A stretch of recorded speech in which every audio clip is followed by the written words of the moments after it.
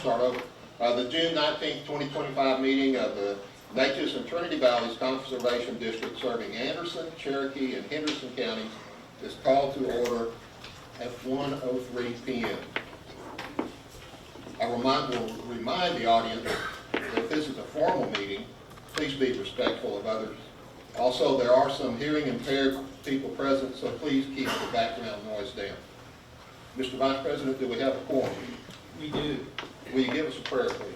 I will. Please pause for invocation. Our dearest Heavenly Father, we are thankful for this day, for all the things that you have given us. We ask that you might be with this board. Give us the wisdom, the knowledge to make the proper decisions. We ask that you might be with those that have come to attend this meeting and participate, that they might learn and have input. We ask that at the conclusion of this meeting, that you will allow all of us to return safely to our homes. In Christ's name we ask this prayer. Amen. Amen. On our agenda, public forum for all items not on the agenda, which would be something that doesn't have anything to do with our main reason for meeting here today. If someone has something, please stand up now. We will, item number 3, public forum for items on the agenda, we will move further down the list. Number 4 was swearing a new director. He has already been sworn in. Randall Chandler, at the far left. Number 5, consent items. We need to discuss and approve the minutes for the May 15th, 2025 meeting and approve payment of the bills for July 1st through July 31st, 2025. Sir.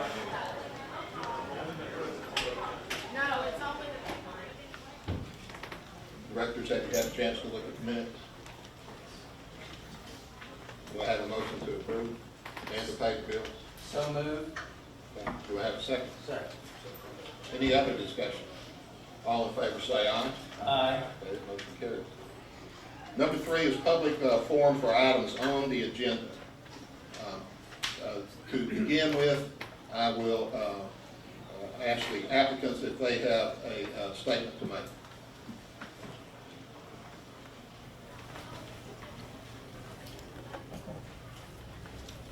Good afternoon, Mr. Morrow. Can everybody hear me? Yes. Thank you. Mr. President, members of the board, my name is Ed McCarthy. I am counsel for the 2 applicants, Pine Bliss and Redtown Ranch, this afternoon. Looking forward to hearing the public comment. If you don't mind, I would like to turn around and address the audience here. I apologize for turning my back to you. Good afternoon, everybody. I want to thank you all for being here. Representative Harris, please, you could join us. Representative, good to see you. We're here today to provide you some background information on the applications that Redtown Ranch and Pine Bliss have filed with this district. I want to be clear that the applications are for exploratory permits only. They are to receive authorization from the district, as required by Texas law, to drill wells so that they can conduct aquifer tests to generate more science, more data, and prove up the science they have already generated that the aquifer here is capable of supporting an application for production. And at that point in time, they will make a determination about how much production they will be seeking, how many wells they will actually seek to produce from. Now, the applications that have been filed state specific number of wells and a projected volume of production. Those are projections. We did that to be transparent so that you knew, all the world knew, that if our science supports it, what we would like to do with the project. But today, the only applications that are before this board are strictly for drilling permits and only drilling of wells and testing of those wells. What's called aquifer testing, some people know it as pump testing, is what will be done, okay? We're looking forward to hearing your comments, as I said. Please do speak loudly. Please tell us your name. We have a court reporter here. We want to take down everybody's comments so we have the benefit of them going forward, and we understand your concerns. But it's important that you do speak loudly and again, state your name. I'm going to stop now. I want to introduce Mr. Kyle Bass. who is the principal involved in these two projects. Let him tell you a little bit about himself, his background, and his interest in these projects. Kyle, if you go ahead and come up. Mr. President, I'll let Mr. Bass introduce himself to you first. Thank you, Ed. And thank you for being here today, and I appreciate the board's approval for me to speak to the crowd. I'd also love to turn around and face the audience, Mr. President, Mr. Vice President. I wanted to give you guys a little bit of background on where I come from and what we're trying to achieve here and how I think about things. And whether that will mean anything to you at the end, I hope it does. First of all, I don't have a TikTok and I don't have a Facebook. I've heard about things that are on there, so I just want to start with my history. So my mom grew up in Pine Hill, Texas. If any of y'all know where that is, near Henderson, Texas. My granddad lived in Tyler. I would drive, my parents married. She became a flight attendant after she attended Stephen F. Austin University, married my dad in Miami. I was born in Miami and I moved here in 1979. So I've been in Texas for 46 years. I wear boots every day. I wear jeans every day that let me. And I spend about all my time out here in Henderson County, right off of Lake Palestine. So important to note that I went to school. I grew up lower middle class with no savings. I went to school at TCU on a scholarship for diving and academic rigor. And when I graduated, I went straight to work in Fort Worth and then Dallas. And so I've worked there ever since. My career has kind of spanned throughout Wall Street and then now to why we're all here today. But how I got here is for a love for Texas and love for our country. So a little bit more on what I do every day. I'm a current senior advisor to U.S. military and U.S. intelligence on our fight with China. That is my passion in life, is facing that enemy. I'm a senior advisor to the U.S. Treasury, and that is what I care most about, is what we're going to be fighting against here soon, in my opinion. As far as it relates to Texas, I'm a 46-year Texan. I love East Texas. My granddad's from here, my mom's from here. I will certainly die here, hopefully not sooner rather than later, and I'll be buried out at that ranch. And so when I look at the problems, when I look at where our state is today, our state, I'm going to just give you a quick view of how I see it. Our state is growing. We're the fastest growing sovereign entity in the world. Nothing's growing faster than the state of Texas. The state of Texas's main problems are power and water. And as you saw, the governor made water a legislative priority in this legislative session. So the state of Texas uses today 17.5 million acre feet of water per year. And many of us think in gallons. It's still hard for me to think in acre feet. The amount of water that comprises 1 acre foot is the amount of water it would take to cover one of your acres with 1 foot of water, 326,000 gallons. So the state uses 17.5 million acre feet. 2.5 million of that is reuse, 15 million of it is split pretty evenly between groundwater and surface water. Well, all the surface water and all the groundwater is allocated. It's already being used. So if you read the state demographic, you read the state water plan, on the state water plan, which was filed in 2022, the demographer for the state says the state's going to grow 73% between 2020 and 2070. And then in the next paragraph, it says, but water use is going to grow 9%. And I said, well, I must be some dumb Wall Street guy. How can the state grow 73 and water only grow 9? I start calling around. I reread the report. It's a 550-page report. And the people tell me, well, we hope there's some technology that comes about. Time is up. That's it? You have All 3 right. minutes. May I have 30 more seconds? 3 minutes. 30 more seconds? I'll cut to the chase. 30 seconds. Okay. If we produce what we're asking to produce, in Anderson County, we're asking for 30,000 acre feet. The state, at the State Water Development Board, says there's 170 million acre feet in Anderson County in the aquifer. I'm asking for less than 1/10 of 1% of the water. And same in Henderson County. 15,000 acre feet. The state says there's 66 million acre feet there. So 15,000 over 66 million, 30,000 over 170 million. So whatever you've been reading about us trying to take all the water and going to leave the whole area out of water, I would never do that. We are doing things that are responsible by law and by science. Sir, your time. I appreciate it. Thank you. Thank you. Okay, we have a number of people who have registered to speak. A couple of things. Are you ready to go now?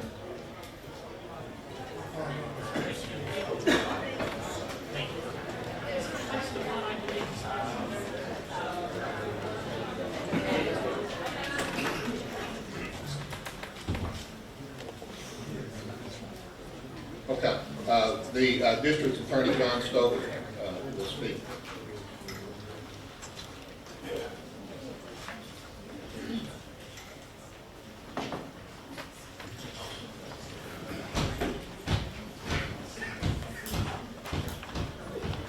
Hi.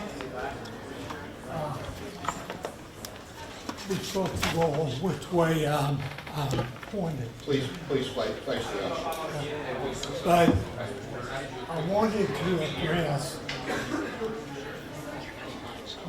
to address the procedures that are mandated. Who's on the podium? That's his Looks like it. Am I not coming through? How can they figure out how to use it? That's my microphone. Put it on the podium. The one's right there in the middle that he's talking to. You need to talk. That's a media Yeah. microphone. Oh, that.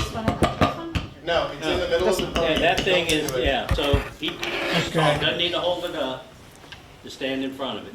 The law mandates the procedure that you have to follow in going forward with these applications.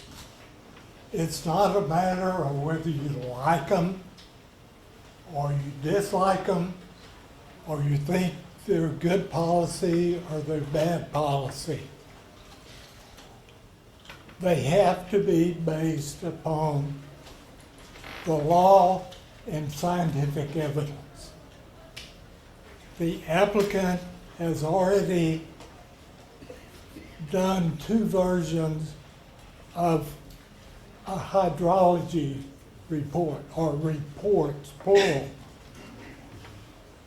As you can imagine, to determine how much groundwater you can pump from a single place is an extremely complicated process. And so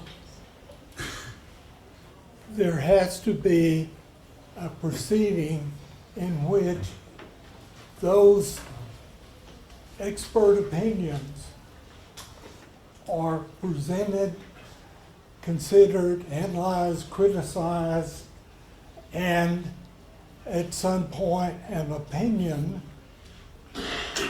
formed as to whether or not they support the applications as filed. The Water Code, Texas Water Code, provides that there are 3 options available for the board here. One, they can hear all this themselves as a quorum. Secondly, they can hire an experienced person to be what's called a hearings examiner that will hear it all, hear all the argument, the testimony, the reports, and make a summary to be considered by the board. The third way is for this board to enter into a contract with the State Office of Administrative Hearings. It is a state agency headquartered in Austin that was created, I guess, back in the 80s to hear matters like this. But it started out for hearing matters for the Texas Commission on Environmental Quality, for the Public Utility Commission, and for a number of other agencies who all had their separate hearing staff. So by moving them out of the agencies, it was believed that that would present a more objective forum to hear the matters. So, what happens there is a administrative law judge would be appointed who would convene a hearing, and this board gets to say where that hearing takes place and consider the preliminary matters that have to be considered, most important of which is naming the parties to the process. It's called a contested case hearing.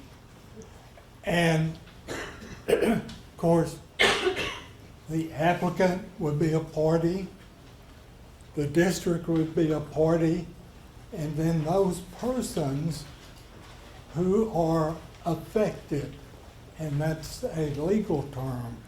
It means that granting the application would affect you, your property, or your rights, provided you're, well, it doesn't include people that are affected as members of the general public.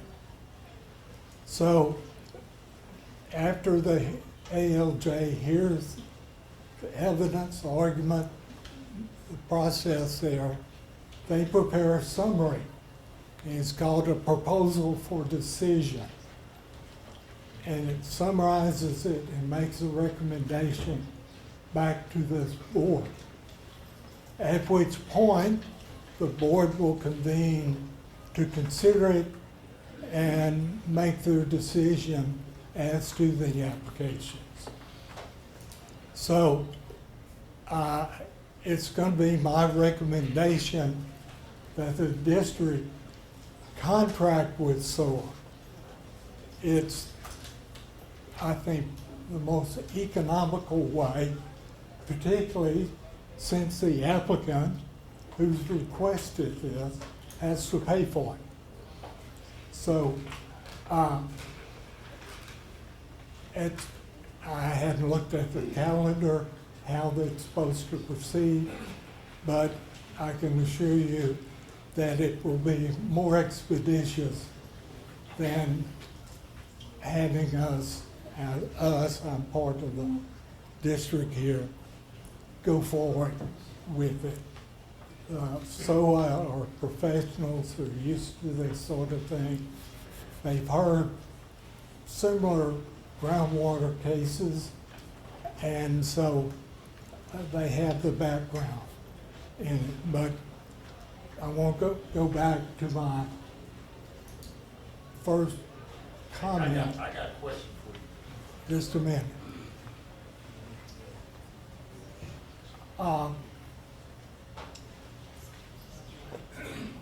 The decision can't be based upon how many people are for it, how many people are against it. It has to be based upon the evidence. It may show that what the applicants, in this case, are seeking exhaust the aquifers. Or it may show that there's plenty of room to grant the applications and plenty of water left over for other future needs. But that's going to have to come from the evidence presented. And the burden is on the applicant to prove that. So, y'all have the final decision on this. Regardless, I'm sorry, you're out of order.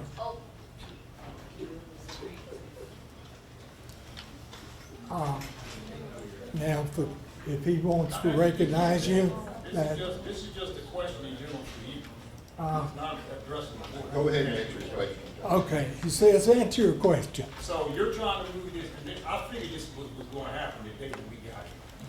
So what you're suggesting that the board doesn't take this matter up today, you want to move it to Austin?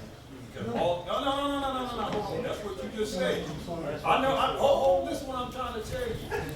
I know the game you're playing, and I expected that when I came in here today. So I have to remind you that hindering proceedings That's fine. is not. I say what I need to say, go ahead and proceed. That's fine. Go ahead. You know the game. I would ask that you remember We cannot hear you. Microphone. Time's up and we cannot hear you. Accommodations. Okay, we will adjourn this part of the hearing and then move to public speaking. I have a list of people that have signed that want to speak, and I'll start at the top of the list and work my way down. Please, as you can tell, as you know already, sometimes it's difficult to hear, so the microphone is built into the middle of the podium. We'll ask that you do come up to the podium, and you'll have 3 minutes to present. We are, as you can tell, very short of space, so some people are in the hallway who have also signed up to speak. So after you speak, if you don't mind, please go out and let some of them come in. So the first person on the list is Jennifer Vick. Jennifer Vick. Yes, sir.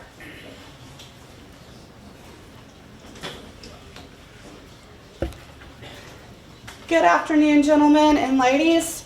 My name is Jennifer Murphy Vick. I am a 7th generation New Summerfield resident. I'm an 8th generation Texan from Cherokee County. This is unheard of. Y'all need to be the ones that hear this, not Austin. We know what Austin is going to do. They want to take our water. Lake Columbia was part of this. In the beginning, Lake Columbia has not happened, so now this is how we're proceeding. This is wrong. I have a 500-foot well on my property in New Summerfield within the city limits. It has already dropped 150 meters in the past 3 years. I know that there are other people that have wells that are not that long. My well was dug in 1847 initially. There are other people that only have 100-foot or 75-foot wells because that's standard. If this goes through, we will not have water to survive here. We will not have water to, you'll kill the communities. You'll kill these counties. Please hear this yourself. Do not send this to Austin. Do not send this to someone else. Y'all are from here. This will affect you as well. It does not affect the people in Austin other than they can make money off of it. Thank you, sir.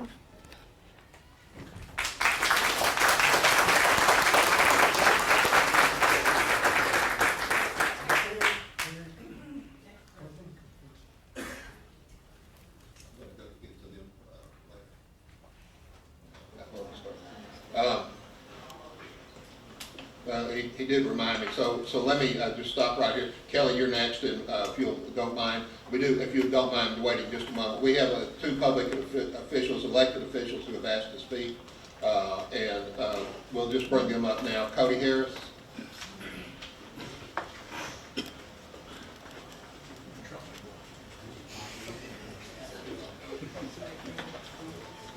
Thank you, Mr. President and Board. I won't take much time. It is, groundwater is one of the most precious resources that the state of Texas has, but it's not the state of Texas that has groundwater. It's local property owners, as you well know. And in order to protect that, the legislature created groundwater conservation districts. And so when you consider whether or not you have the ability to deny this application, I want you to keep at the front of your mind that your first responsibility is to protect groundwater. That's why you were created.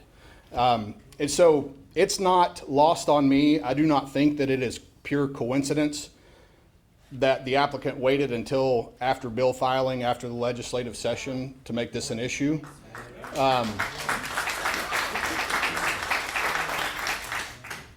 I personally think that this is of such great state importance that the legislature should weigh in on whether or not one property owner should be able to export 30,000 acre feet of water to another area. I don't think that's ever what the legislature has ever intended.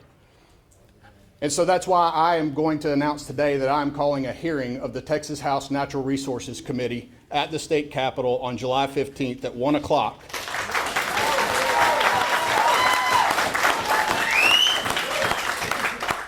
To hold an investigative hearing into this particular subject to determine what are the factors involved, what are the timelines, why did they wait to do it until after the legislature adjourned sine die.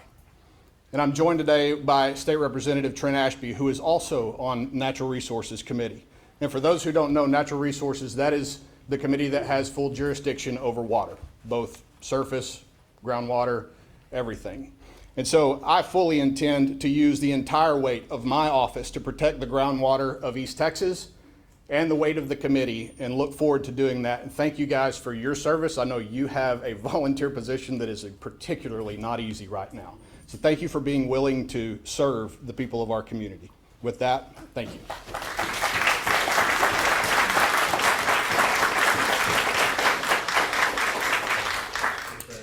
Thank you, Mr. President. President Morrow, members of the board, thank you for the opportunity to speak today. I will echo what Chairman Harris said. It is much nicer to be on this side of the dais today than where I normally find myself at the dais. But as a lifelong East Texan and someone who has the privilege of serving this region in the Texas House for over a decade, I come before you today out of a deep sense of responsibility to the people, to the land, and to the future of East Texas. Let me begin with a simple truth. Water is the lifeblood of our region. It sustains our farms, our families, businesses, and again, our future. As our most abundant natural resource, the availability of water both defines and underpins every aspect of this region that we are blessed to call home. Today, you are being asked to consider a permit that would allow over 15 billion gallons of water from the Carrizo, Wilcox, and Queen City aquifers to be taken from the people of East Texas every single year. This proposed project would not produce one additional drop of water for Anderson, Cherokee, Henderson, and certainly not Houston County, where I proudly represent the folks, many of who are here today and who are adamantly opposed to this boondoggle. Rather, this application represents a brazen attempt to jeopardize the future of East Texas to support corporate profits by attempting to satisfy future growth in water demand in North Texas. Let me be crystal clear. My opposition to these projects isn't about opposing growth. It's about stewardship, it's about responsibility, and ensuring the sustainability of our region and our precious natural resources. As I'm sure you're aware, and they're going to hear different numbers today, but this project would take nearly 98% of the groundwater this region is modeled to produce sustainably. That's not responsible. That's not environmental sustainability, and I would submit that's blatant exploitation. What's even more troubling is the lack of basic information related to the projects, including drawdown modeling, export intentions, and mitigation plans. The people of East Texas, they deserve more than obscure intentions. They deserve the right to know what is going to happen with their future and this precious resource. If this application is permitted to proceed, in my opinion, we risk jeopardizing the future prosperity of this region. Cities, counties, rural water supply corporations will be forced to make contingency plans. Vital public interests like our public schools, our hospitals, which depend on groundwater for their operations, could be impacted in a material way. Folks, this does set a statewide precedent, as Chairman Harris said a minute ago. What will rural people think in Central Texas, in West Texas, in Rio Grande Valley, if they can't rely on local governments to defend their natural resources against water marketers and urban corporate interests? That's why I'm proud to join with Chairman Harris and others today in opposing this project. Let's do what we know is right. Let's protect our groundwater resource and protect the future of East Texas, not just for today, but for future generations. Thank you for your time.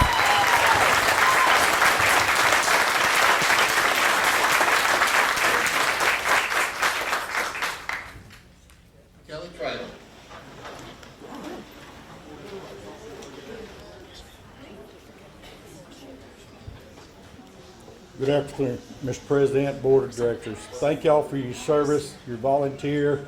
It's a hard situation to be in when you're a volunteer and have to make difficult situations, but your community had the confidence in you to appoint you to this board. So I do have the confidence in you that you will take care of this matter.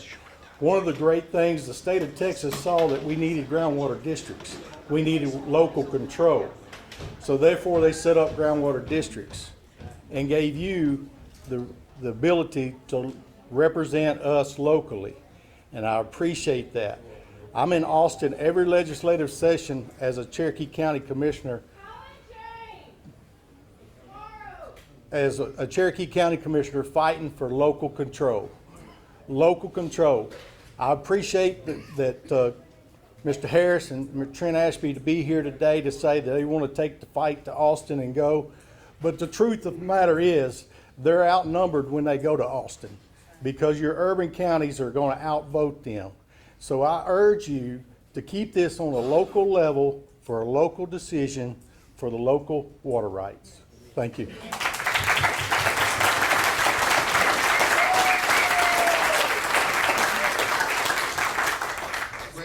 That's me, yes, sir. I'm sorry, I was standing behind It's you. okay.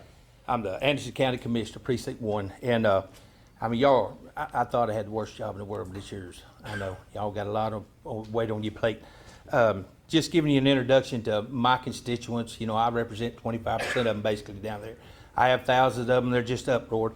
But our whole big challenge is we got 82% of our revenues generated in Anderson County is ag-related, whether if it's, you know, through agriculture or through timber. And we feel, and everything is based on projections right now, we've depleted our water aquifer at this point, you know, somewhat, you know, not significant, but it's struggling. I mean, I see where it's dropped 22 foot over the decades that have passed. Well, the projections of us having, you know, the growth that we're going to have by 2070 and being, you know, 3 to 5 times more money, I don't know how we're going to sustain that, much less support what brings us who we are. You're to make us the production, the county, what we are, and I think it's going to impact us economically. We had Sanderson Farms come in needing 4 and 5 wells, and different companies come in needing this support. And if we have to limit them, then it's going to cut that equal opportunity, or the opportunity for our economic growth. So today, you know, I just want to express that my constituents are concerned and would like to y'all consider that you would give us some time on this. I think everybody in this room found out about this about 3 weeks ago max. Some of them the last 10 or 12 days, that we could have some more time to restructure, to see what approach we could take, you know, legal approach, what we have, to be able to maybe see more of this hydraulic studies and the projections, what they are. I think God controls the majority of the projections that go on, whether we get in droughts or have 84 inches of rain like we did last year, and how fast it's going to replenish our aquifers. So there's just a lot of challenges, a lot of unanswered questions, and I just would like for, if y'all would consider today to give us more time, I would appreciate y'all. Thank y'all very much for what you do.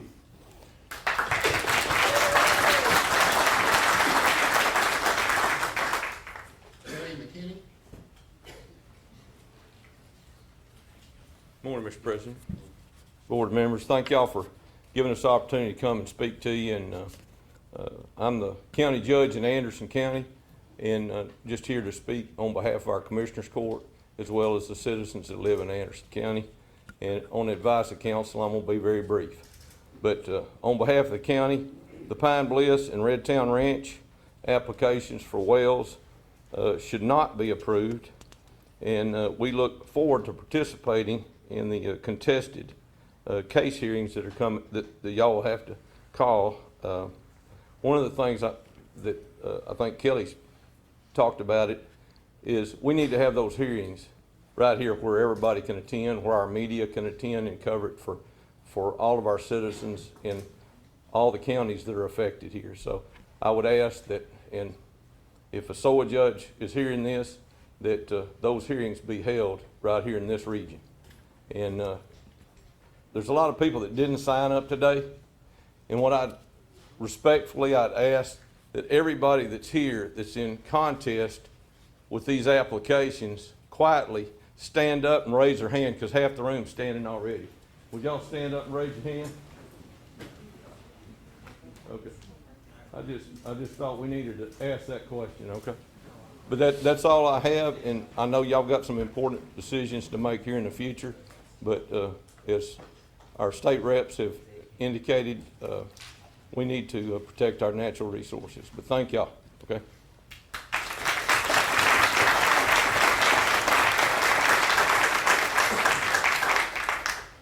Christy, is it Poisington? Yes, sir.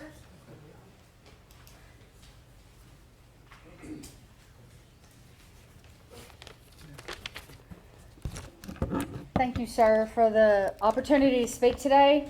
Never has robbing Peter to pay Paul been a successful practice in life or in business.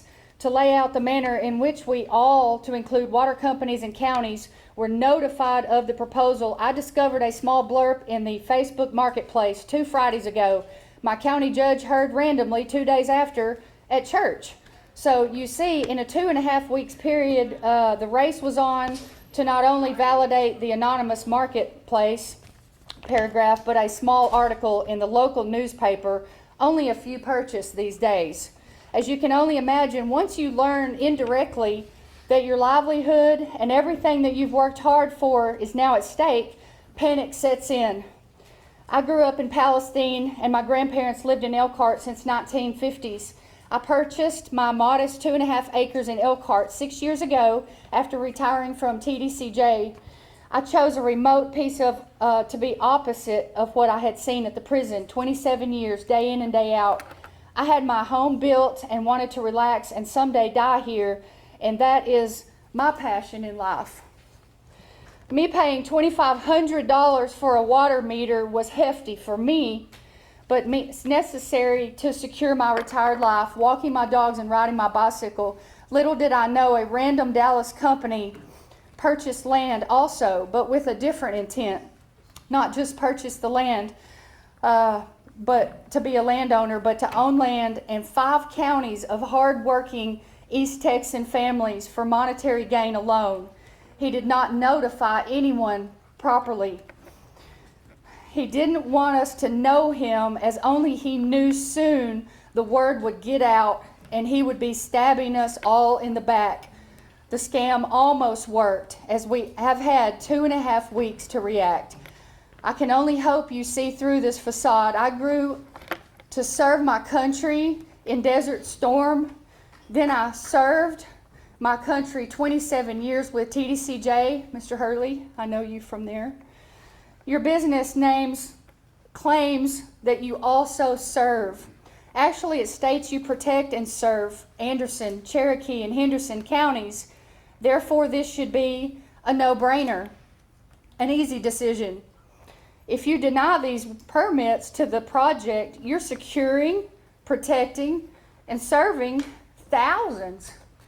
And he will move on to prey on others elsewhere. If you somehow approve this proposal, there will be no going back, no getting our water back. We do not die with our money, but those living remember only heroes who stand up for the underdog. That's all I have. Thank you.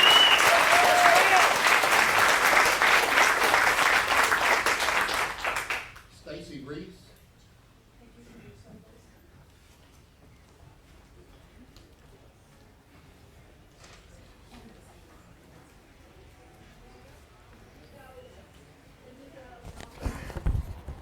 My name is Stacy Reese. Good afternoon, President Morrow and the directors. I represent Sanderson Farms. Thank you for allowing me to provide these comments. Sanderson Farms is opposed to these applications and has timely submitted a request for party status in a contested case hearing. Sanderson Farms has also submitted written comments for your consideration today, and I'd like to highlight 3 points from our written comments. First, there is no doubt that Sanderson Farms is an affected person who can participate in a contested case hearing on these applications. It's one of the largest poultry producers in Texas. It owns and operates poultry plants across East Texas that employ over 5,700 employees. Sanderson Farms and its growers contribute significantly to the food supply chain and the economic well-being of the region. Sanderson Farms has 2 permits with the district that produce from the Wilcox Aquifer, the same formation in which applicants seek to drill wells. Sanderson Farms has 9 other wells in the region from which it produces groundwater to support its operations. Sanderson Farms operations are also dependent on the continued economic viability of poultry growers who supply them birds. These poultry growers, also whom have protested these applications, have their own wells that draw from the same formations as the applications and rely on groundwater as their sole source of water. Second, not only will these applications jeopardize my client's water supply, but these applications may compromise the district's ability to achieve the DFC, or the desired future condition. The volume sought will exceed the modeled available groundwater values for the respective counties, and if achievement of the DFCs are in jeopardy, you all, the district, will be faced with premature curtailment of existing users with significant investment-backed expectations, like my client, Sanderson Farms, to mitigate impacts from these applications. Third, this board should require all applications to be considered at the same time instead of piecemeal. And here's what I mean by that. The applicants want you to approve 43 drilling permits first, and then after all those 43 wells are drilled, they will come back and ask you for operating permits, which will give them the authorization to produce water. The problem with that is that once the applicants have invested tens of millions of dollars in drilling these 43 wells, it will be too late to analyze impacts. We request that the board require the applicants to file operating permit applications before any applications are removed to SOA. Once you have administratively complete drilling and operating permit applications, then remove the consolidated matter to SOA. Your rules authorize you to consolidate applications, and your rules also authorize you to continue permit hearings. We strongly request that you continue this hearing, require the applicant to file operating permits, and then remove all the consolidated applications to SOA to be heard in one venue at one time. Thank you for your time today.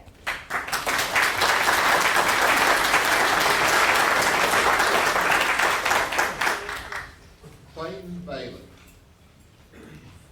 Clayton Bailey.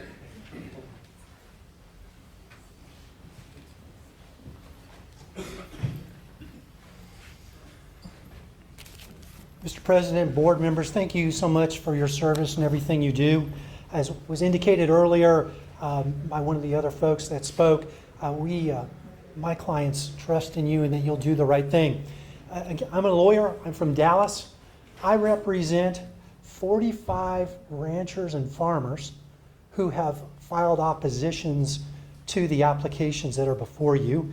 My folks are Anderson and Cherokee and Henderson County, but also from some surrounding areas too. This gentleman right here is one of the folks that has filed an opposition. He's a chicken grower from Anderson County. This is Mr. Nguyen. We oppose the applications, and we are asking for a contested hearing. We have established in our filings that we are affected parties, and depending on whether it's you or SOA or whomever holds a hearing, we would ask to be able to attend and present evidence. Folks, it's clear what's going on. This is a grab for water, and it's by a rich man who's trying to enrich himself to the detriment of all of these good people here, and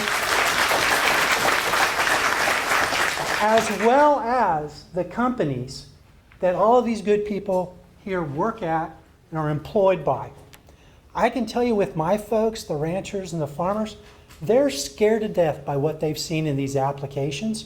Folks like Mr. Nguyen here are wondering that they've invested millions of dollars in their farms, in their infrastructure, and their animals and their equipment.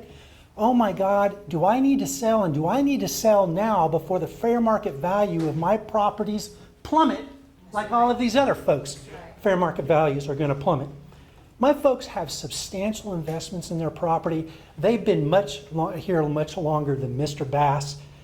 Their livelihoods are threatened by what's about ready to happen. Mr. Bass and his very good lawyer can suggest that, oh, we're just trying to get an exploratory wells and do a little bit of discovery here. No, sir, that's not right. What's going on here is they're trying to slowly work themselves in, and they're going to do more and more, and they're going to take this water and they're going to sell it Rich people who make investments expect returns on their investment. It's that simple. My clients will be damaged. Fair market value will plummet. Whether or not they're going to be able to raise their poultry or their livestock because of poor quality water, they may have to go ahead and reinvest in re-drilling their wells. Folks, whatever you do, please deny these applications, or at least stay it so that the folks in the legislature can have their hearings so that that evidence can come in. But we asked my clients to be part of the contested hearing. It's about ready to occur. Thank you very much for your time. We appreciate you.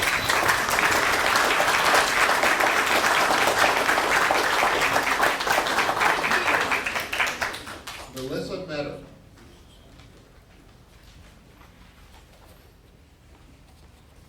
Hello, good afternoon. I'm here today because Redtown is my home. I have a small farm with cattle and a pecan orchard. I have submitted my formal letter by emailing stating why I oppose this disastrous proposal. I am not a public speaker. I do not have a degree. I'm a wife, a mother, and a Christian. When I first heard about what was being proposed, my immediate thought was panic. At first, I was only worried about how the draining of our aquifer is going to negatively affect me, myself, and our way of life. I know now this is much bigger than me. I completely agree with Judge McKinney. God is in this. I would not be speaking here today if it was not for God pushing me and giving me this guidance. Those who endlessly accumulate sow the seeds of their own destruction. Water flows freely from the heavens, but it will no longer belong to you. Corporations have claimed nature's gifts. The average person uses 82 gallons of water daily. We drink it, we bathe in it, we cook with it, all the while believing it's ours to use. But every drop is being measured, metered, and monetized by entities that view our thirst as their opportunity. Water is the first element of creation. It's now owned by the world's biggest corporations. The same water that nourished our ancestors now fill their profit pools. They have privatized what falls freely from the sky. What once was common is now a commodity. What once was a birthright is now is now scarce. In 34 states, corporations own the rights to rainwater. In state after state, community after community, home after home, the patterns repeat with mechanical precision, controlling the tap to our very existence. Corporate extraction deletes aquifers 3 times faster than nature can replenish. Today's water barons joined river to river, well to well, until all their water flows through their meters. Their thirst for profit can never be quenched. Water symbolizes life itself, flowing freely for all creatures. Now, a precious element being made commercial. The water that sustains your body is being priced. A true conservationist would not be depleting our life sources of billions of gallons of water to offer profit and power and wealth. This needs to be stopped now. I pray the council will take the action necessary to stop the intended proposal of Pine Bliss and Redtown Ranch LLC.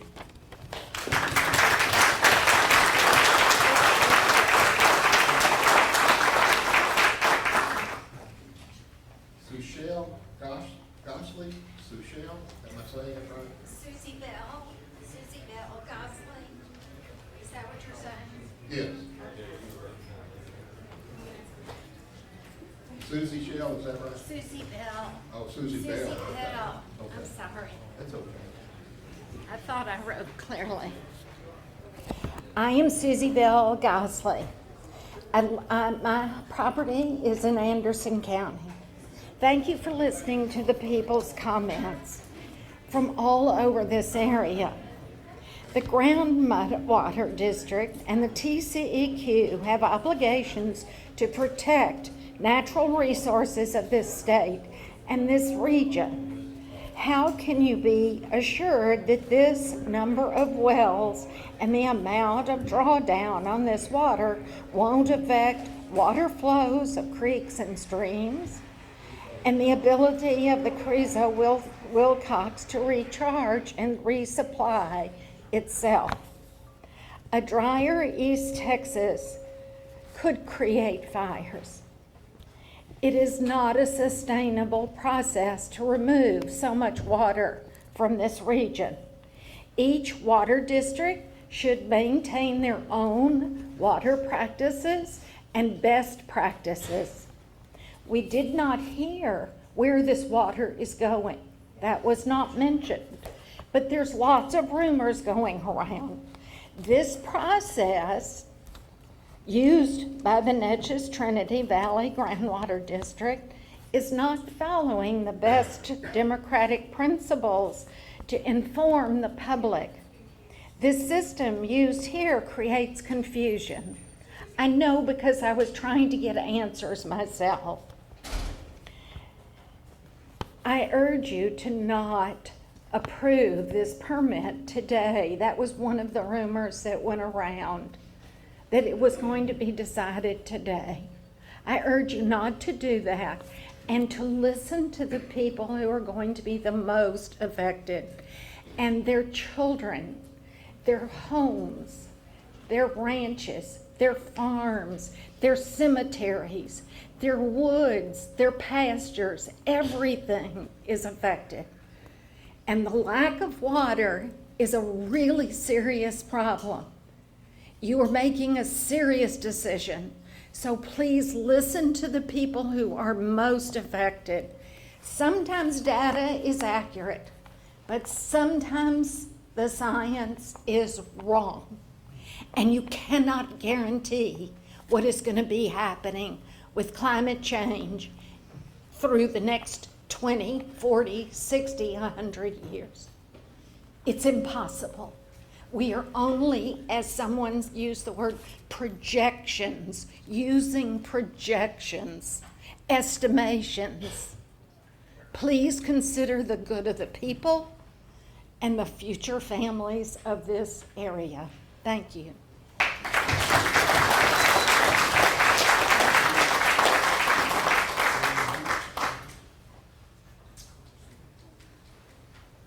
Can't read your first name. Boschler, last name is Boschler? Dan. Dan, okay. Thank you. Does this work? Can you hear okay? All right. Okay, I just have a few comments I wanted to give. First off, I want to thank you for the opportunity to, and I wrote them down here to be very straightforward.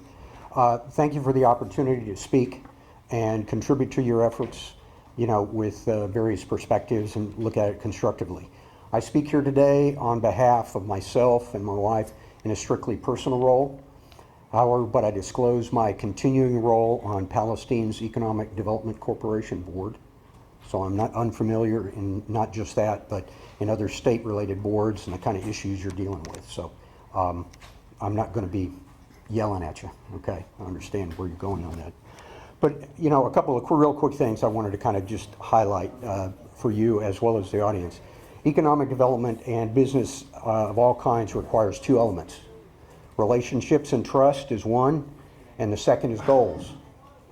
In the current structure of the proposal, trust and relationship is not present. My personal opinion from my global experience as well as national and local business development experience, it was sloppy, a very incomplete area assessment and misdirecting statements. This has led to a real dead end, what I think of as business assumptions in the proposal as it is. The applicant kind of assumed a sleepy area and nothing going on, far from the truth actually, and to their detriment, as you've already heard and will continue to hear obviously.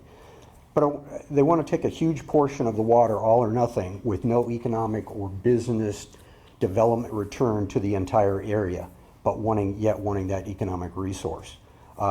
Growing up in a rural area in another state when I was very young, out in the middle of the country, very poor, I experienced water going dry in a rural area and all the problems that are associated with that. You know, there's really no accounting, as we've talked about, so I'm not going to dwell on this. No accounting for long-time active in a growing area and national and world-class business activity that goes on all across our area. And just in Palestine alone, it's a major center for space science support across the whole world and actually on other planets. Some of the most advanced world logistics technology exists there. So it's not a backwoods that were probably presumed by some of the people earlier preparing this. There are agricultural links with worldwide presence from many companies in the area and global business suppliers for many industries. And I'm talking about things that are really just in the immediate Palestine area. And many other perspectives of that really were not part of what I would consider necessary as a comprehensive assessment of the area. Regulatory situations work when goals and relationships are aligned. Otherwise, it's a mess for everyone and propagates in an undesirable way. I'll finish in just a second, if I may. How to fix that situation: reject the initial proposal as not consistent or aligned with the area, region, and state goals. And I think we've heard most of those things before. You know, let the government process in the state take its course. And my wife and I have lived here for 25 years and now retired. We look forward to the entire area, to the growth of the entire area and Texas and beyond. And this is an important part of that. Part of it's a learning process, but in a very large perspective, it's critically important. So I appreciate your time and effort because there's a lot of work here and a lot of things are complicated. So you're walking us and the public through that process is very, very important. And thank you.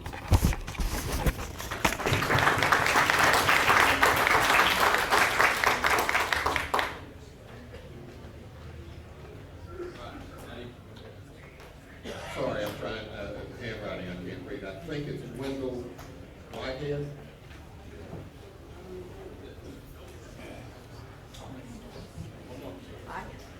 Can you say your name for us, please? My name is Wendy Whitehead. Wendy. Most people around here probably still know my parents, Emmett and Marie Whitehead. They had the newspaper in Rusk. And they loved East Texas, they loved Rusk, and they always did everything they could. My dad was in the House of Representatives. My parents loved Rusk, and they did everything they could to protect Rusk, and they probably knew each and every one of you guys. And I love Rusk too, to my bone. And I talked with my niece, who's a specialist in groundwater, and she looked at this and she said, you know, the issues and notices are enough just to disqualify this because they didn't do it appropriately with latitude and longitude. She said, according to Rule 5.6, they were supposed to do exact correct filing, and they did not do that. And so I have a copy of this if y'all would like to see it. I'll leave it with you when I'm done. When you look at it, the Redtown Ranch Holdings, what they're requesting is $33,132. When you look at the total groundwater available, the total is 27, and they're asking for 48,000. In Pine Bliss, they're wanting 10,238, and the available is 3,996. Now, you can't take out more than what you're making.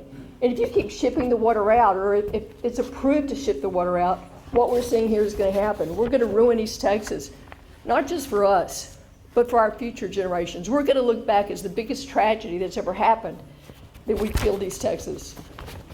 Can you leave that with Ms. Bates? Sure can.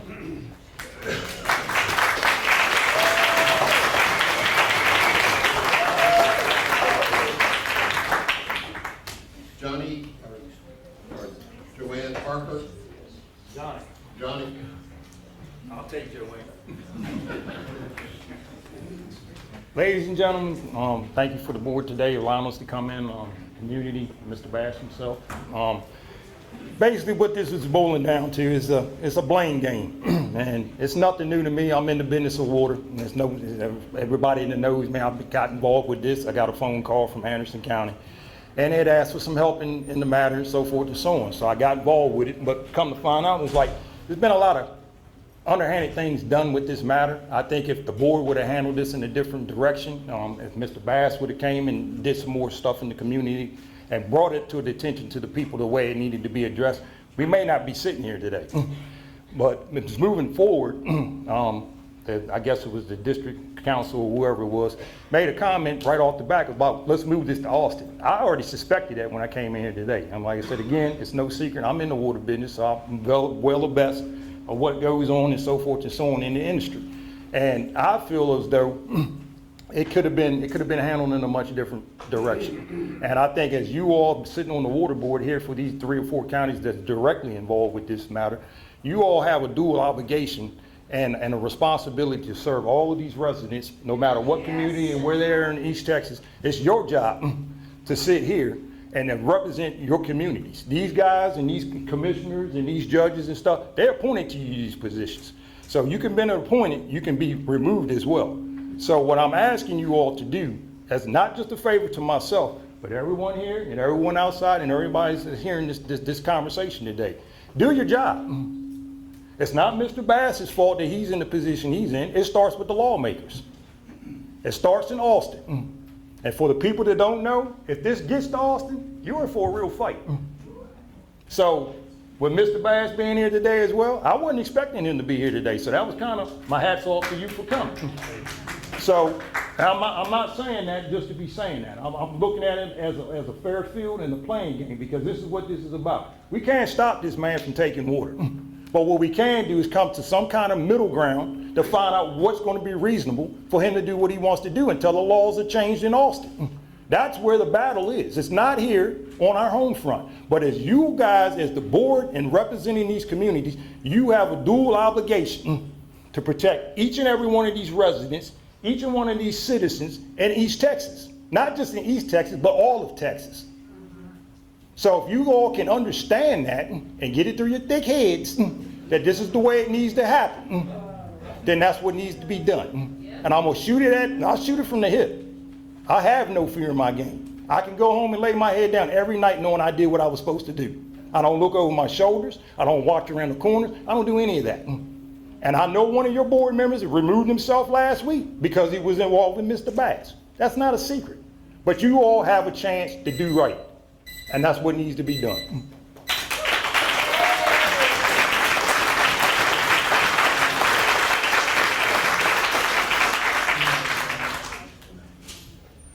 Tony McCarty.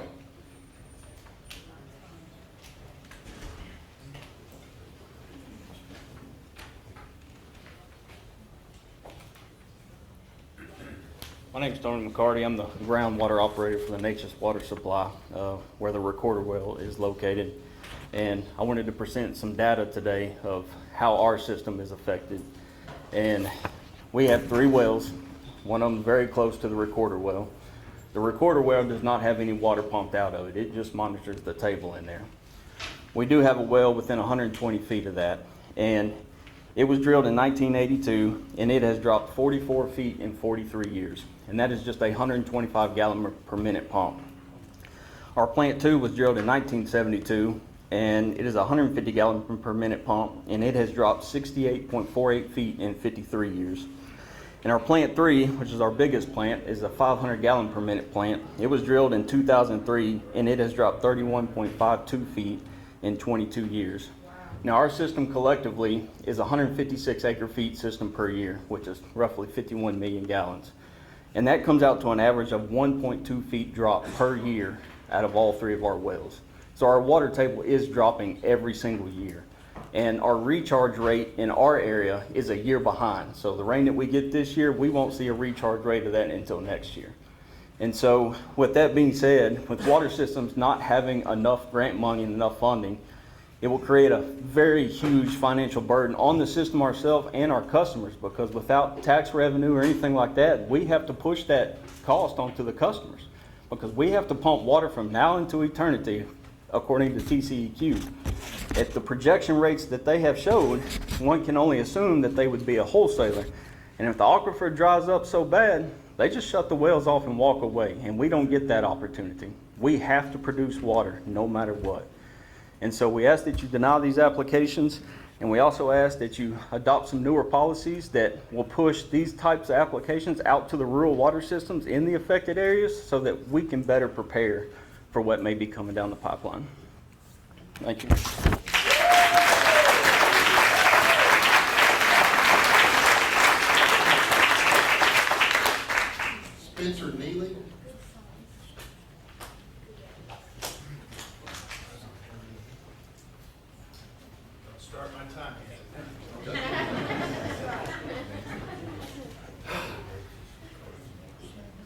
I don't know why I brought all this up. I'm not gonna look at it. Gentlemen, I'm Spencer Neely. I represent Consolidated Water Supply Corporation.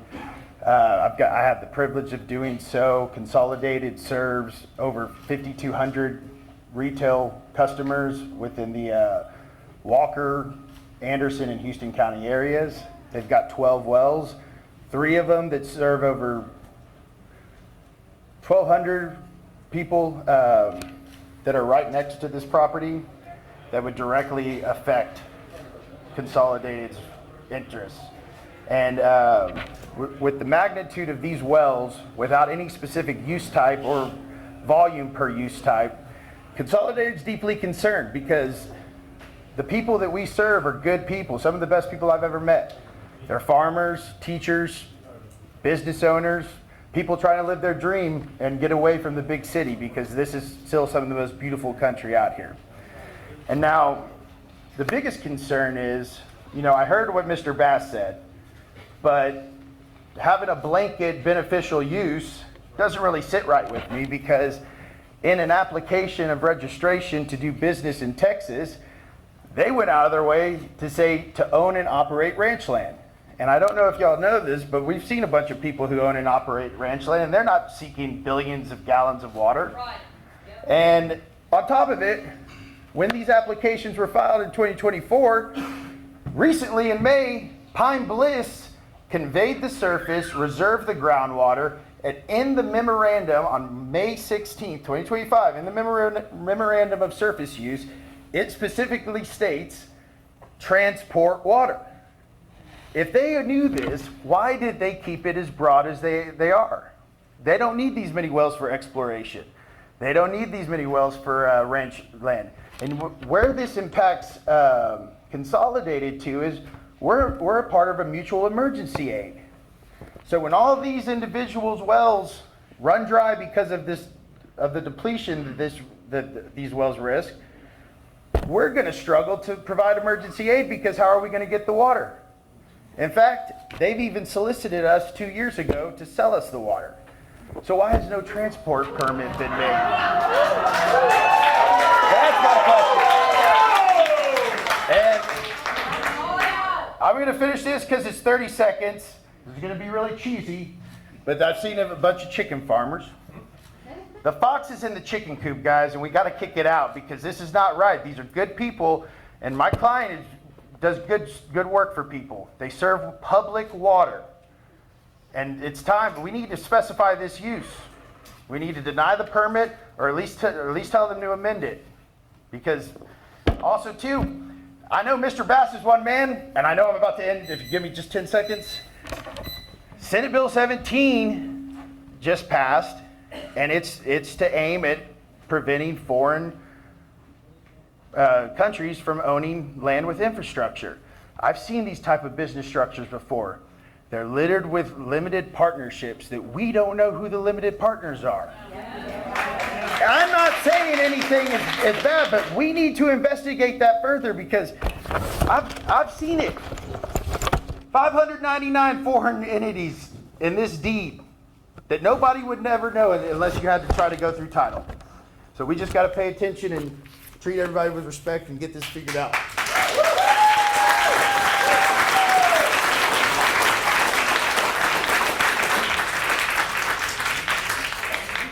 Mark Calicut.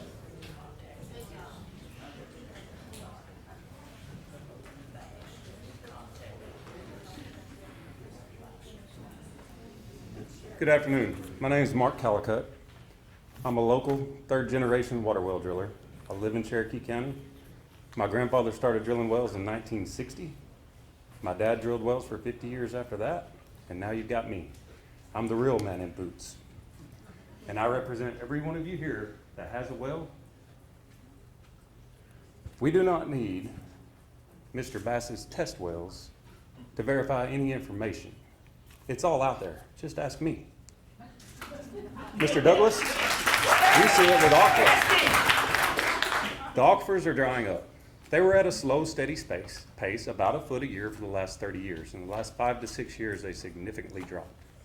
I've had multiple customers with wells just west of Jacksonville that their 400 and 500 foot wells have gone completely dry. And we've had to drill new wells down to 700 feet, 1,000 feet, 1,100 feet to get them water. Same thing in Anderson County, close to some of the aqua wells. I've got a public company that I take care of their wells. They're going dry. They were drilled in 1978, they were drilled in 1988. They have 35 and 45 gallon per minute pumps in them, and the water levels have dropped 200 feet. We cannot sustain what is being proposed. I understand science, I have a degree in science. I understand hypotheses and testing, but there's nothing better than real world results, and I see them every day. And nobody has asked me about them. I'd be happy to take you around and show you some of these wells that have gone dry, that have had to be plugged, that water levels are dropping. The 2 wells in Anderson County that are dropping, that have dropped 200 feet, that community's been on water restrictions for 2 years, waiting on new wells to get drilled, because they don't have any water. I'd also like to discuss the lack of transparency of this issue from the board over the last year. This has been going on for a year. It's been in talks, it's been in discussions. I had to hear about this from a groundwater district manager from another groundwater district, not even my own local one that I live in. And it had already been going on for months at that point. And then while it continued to go on, the man that's going to drill the wells was sitting on the board. And him and Mr. Bass have done business in the past. When Mr. Bass owned Barefoot Ranch in LaRue, they drilled private high-capacity irrigation wells in an intricate pipeline and disguised it under farm irrigation wells and farm pipelines. But it was his own mini test of what was to come, and now we see what's coming. I understand the rules. I understand the state rules. I understand rule of capture. But you also have a job as the groundwater district to not allow permits, operating permits, or transport of water out of our district unless it's for beneficial use. And it does not benefit our district whatsoever. Thank you.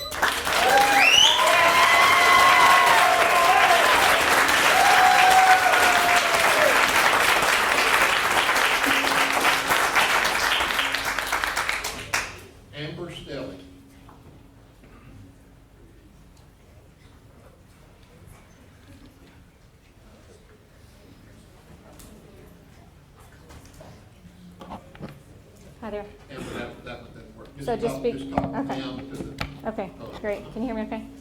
Okay, thank you. I'd like to thank you all. I'd like to acknowledge the staff of the district for answering many of our questions. So on behalf of Amber Stelly, thank you. I'd like to mention the General Manager for Consolidated Water Supply Corporation. You heard from our attorney. I'm speaking on behalf of myself as a private member, and I'd like to express, I'm not sure if this was said before I entered the room, but I'm here to ask this board to really exercise your right to choose venue when this goes to contested case hearings, which I understand it's probably going to. So I'm asking you to please make sure that these hearings are accessible to your affected parties in this room, Lufkin or Tyler. We really need to be involved, and I think if you send this to Travis County, I mean, chances are that's where this water is marketed for, is out west. So I'm, really implore you to try and keep those proceedings here. So I'm not sure if that was already said. That's my request for this board. Also, I'd like to say as a landowner in Houston County, I'm really concerned about my neighbors that have private wells. We've done a little bit of back of the envelope calculations, and if these private wells start drying up, we're looking at $1 and $2 million line extensions that they would have to pay for to get water from us, which is unreasonable, which means they're going to be hiring the man before me to drill them new $40,000 wells. So I'm begging you to please think about those private wells in the area that are not going to survive this. I'd also please implore you to research Vista Ridge, the Vista Ridge project, which is west of here. This project started pumping, it's a big well field, it started pumping back in 2020. And it started withdrawing 50,000 acre feet per year, which is very similar to the combined volumes that this applicant's asking for. This was detrimental. Those water tables dropped upwards of 180 feet in just 1 year. The way that these well fields run, and I did not know this until this week, and I manage a water system and I sit on a board for Texas Rural Water Association. These wells turn on, they don't turn off. It's a combined 30,000 gallons per minute, 24/7 until they come down for maintenance 12 months later. So that no environmental steward would do that. No water system manager would turn on these big pumps and just let them run. I mean, that's not sustainable. So I'm asking you to please consider those items I mentioned as far as proceedings that are accessible to us, and do a little bit of research on similar projects that appear to be similar, because we don't have all the data that we need to form a risk assessment. We're having to draw some conclusions, and so I'd ask you to please consider similar looking projects in the state and what those impacts were, which were quite detrimental. Thank you for your time.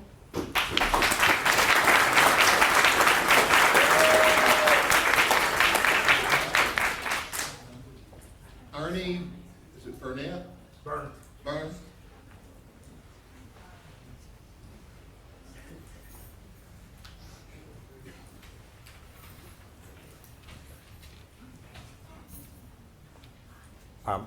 Appreciate you allowing me to speak. My name's Ernie Burns. I'm from Van, Texas, and so I'm the mayor of Van.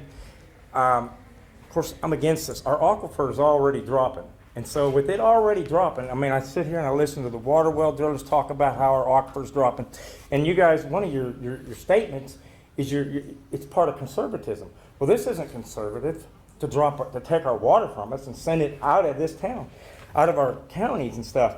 Now, I listen to Mr. Bass here, and I appreciate you being here, but I listen to you say you're going to take 1/10, okay? How do we know that that is 1/10? Okay, when we're dropping as it is, now you take 1/10, we have a drought, now maybe that's 2/10. Now, what happens when another person comes in and wants to take 1/10? And if we give it to him, then what's to stop us from having to give it to somebody else?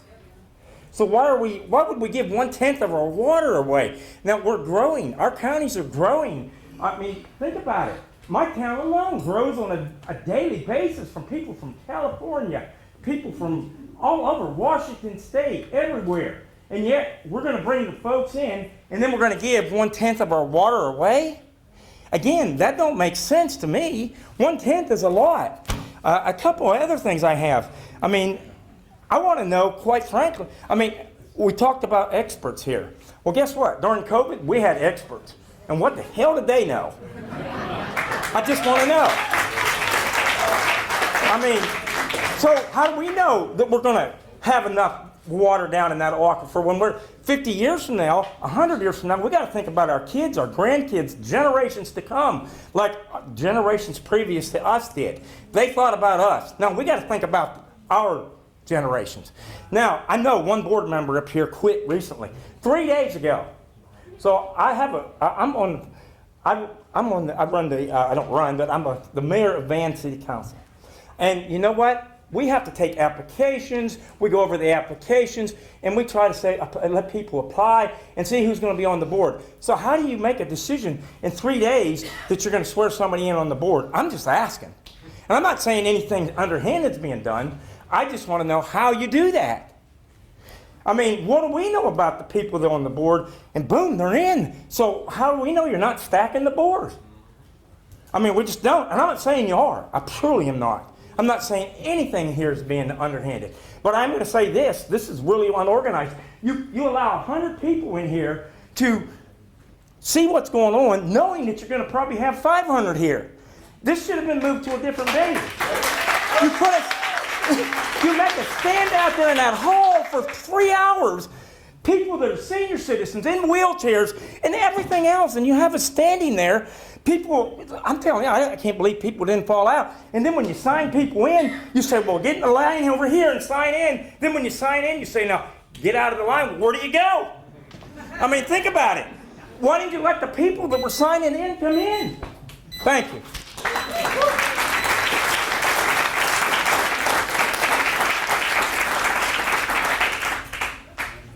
Dawson. Thank you very much for letting me speak here today. My mom moved here about 30 years ago, and she moved here to retire. She became a teacher at Natchez High School, and they bought some raw land. They have improved that land over the 30 years and have worked so hard at it. And just 2 months ago, she spent $30,000 to be able to drill her well. She was on a community well service, and that was a fiasco. It was fight after fight after fight, and it even caused one of her heart attacks.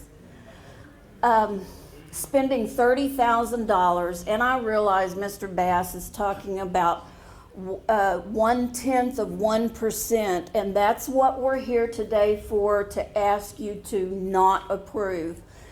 We don't want it to even get started, because if it does, we know where it's going.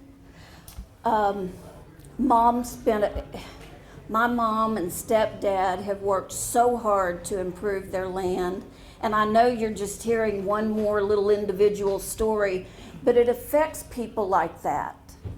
It affects not only farmers, businesses, it affects all of us. Please don't approve this and get something started that we don't want to get started. Thank you for your time.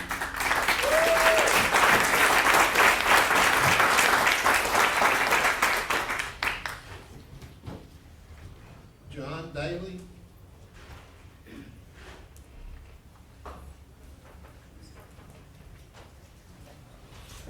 Thank you. I'm Bayless Daly. I'm representing the city of Grapeland, city councilman right now for them. And basically, this has been pretty eloquent on exactly the things that occur, but I'll add this to you. Our drop is 1.57 feet per year. So consequently, our wells now have dropped over the last 70 years over 110 feet. So we're in the same situation that has been expressed to you before. The other thing is, though, is that we can look forward to this. But if you look forward to the projections, of course, they look at the projections, and you probably have seen those because you're on your maps, that we're only projected to stay pretty steady over the next 10 years. But that's not the projections. The projections are actually 3 times what we currently have. And we currently have some industries, of course, that depend on this water. Nucor, which is an important industrial complex for the nation, providing steel. We also have Darling Ingredients, which is part of the Sanderson, which you've heard before. So we're in Houston County, and Houston County, although not part of the district, is co-ownership in the aquifer. And as we all, and for that reason, we need to also appeal to you to not attend to this and to turn it down. I'll point out to you that you can look at Burleson and Lee County, which actually sold water, and they bought up the same properties and they've sold it to San Antonio. They ran 150 miles, and of course their water tables are in tremendous problems now. They've dropped greatly. The same thing has happened at Dalhart. But I want to mention one other thing. Our water levels have different problems with them. At a slightly smaller level than where we are, and almost right at sometimes when we are with our wells in Grapeland, we have sulfur. And so we have to deal with that. It's an additional situation. Some of our area has iron. Some of them have other products. And we have one area in particular that is contaminated completely, that's not even usable for cattle to drink. So further drops would only increase all of these additional problems. I thank you very much today, and I ask you to please deny this permit.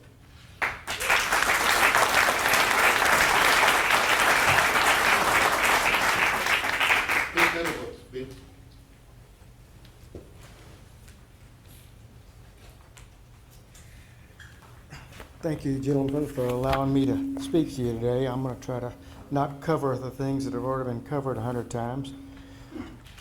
You know, this venture didn't start overnight.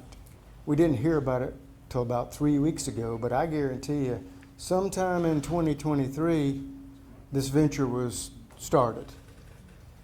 Tells you something when we only get 3 weeks to even come up with this. And it's hard not to take this personally, because if you know Texans, you know, we're real partial to our land.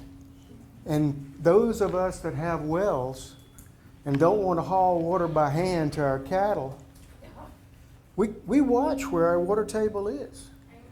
Now you're going to do a big study. You had a big study back in 2009, 2010, and we had a drought. And everybody remembers that. every morning when you got up, you prayed that we'd get some rain because the wells were dropping. We don't want to do that again. You know, I've heard people say, well, this is just a permit to drill a few wells to gain information and so forth. Does anybody in their right mind think that once they drill the wells and ask for the permit to pump it, that they're not going to get those permits? I mean, I forgot to start off with, I'm the mayor of Rusk.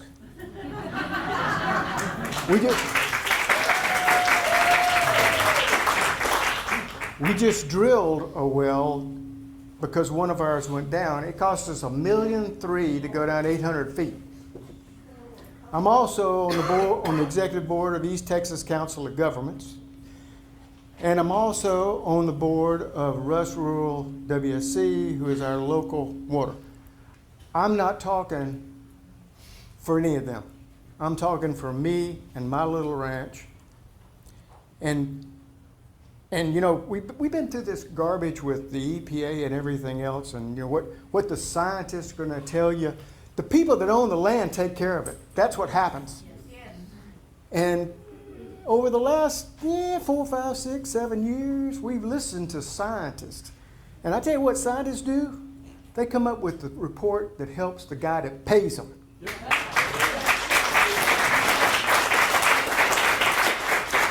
And as far as experts, my daddy used to say an expert is the X is a has-been and the spurt is a drip under pressure.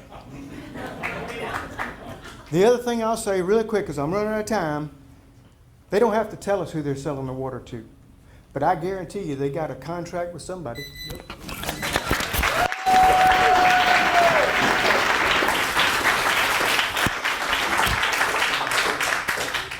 Gene Stokes.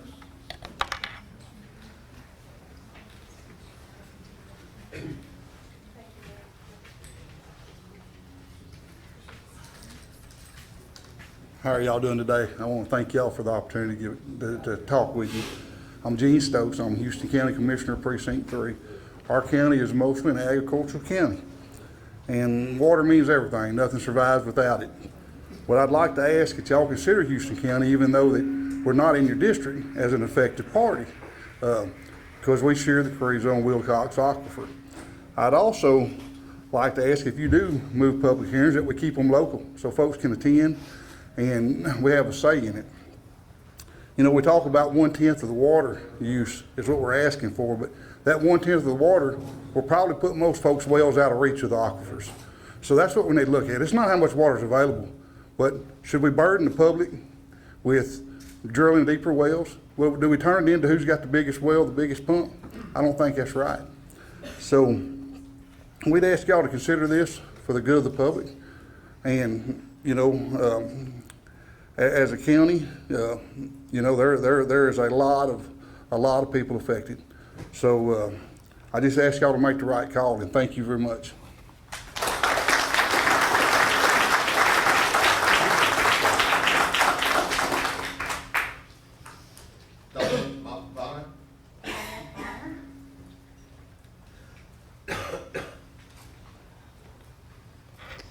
Good afternoon. Thank y'all for allowing me to be here. It's a little out of my comfort zone, but here goes. My name is Donette Bonner. I'm from Freestone County, Texas. We live on my husband's family land. It's been in the family since the mid-1800s. We now have the opportunity and privilege of being able to live on it. We have one water well that we dug or had dug about 6 years ago, and it sustains us. Our older daughter also lives out there with her family. We raise cattle, and we live on the farther western edge of the aquifer. If this water is depleted, we lose our water. We have no access to community water. We're too far from the lines. They won't put any lines in. We can't afford to have them put lines in on our budgets. I'm begging you to please don't allow this to happen. I don't know this man. I've never met him before in my life. In fact, I just heard about this about 3 or 4 days ago. But my gut tells me where there's smoke, there's usually fire. And I just feel in my gut, in my discernment from my Creator. You pray before every meeting. I beg you to please, and I hope you're sincerely praying outside of this meeting for God's will to be done, not yours. It's imperative. Water is life. If we don't have water, we die. God gives us water. And if we're not good stewards of it, again, we die. So I'm begging you to please, please do what's right. Thank you.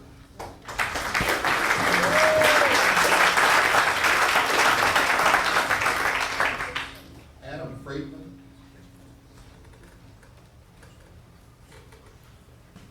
Good afternoon, Board. Thank you for hearing us out today. I'm Adam Friedman. I'm counsel for Houston County. And it's hard to add too much to what everybody has already said about the 15 billion gallons proposed in those applications, or at least represented that that's the targeted amount, could have on these communities, these counties. And you heard Commissioner Stokes from Houston County just talk about that includes them. And I can't really add on more to what he said other than that, how real that is. But one point that I want to reiterate that I know you all know is that the aquifer doesn't stop at the county line. And Houston County, although not in your jurisdiction, does not mean that the board doesn't consider their rights and their water and the uses of it. And so when the board, whether that's today or after the SOA judge makes a decision on who has the right to have a seat at this table, Houston County certainly counts on you and requests that you all grant them that right to be at the table so that they can do their job and protect their interests, which is their duty to protect their citizens and their economic interests that are related and going to be impacted by the proposed wells. We know just from the location and the volume alone that the drawdown and the impacts are going to extend well beyond the Anderson County line to the south.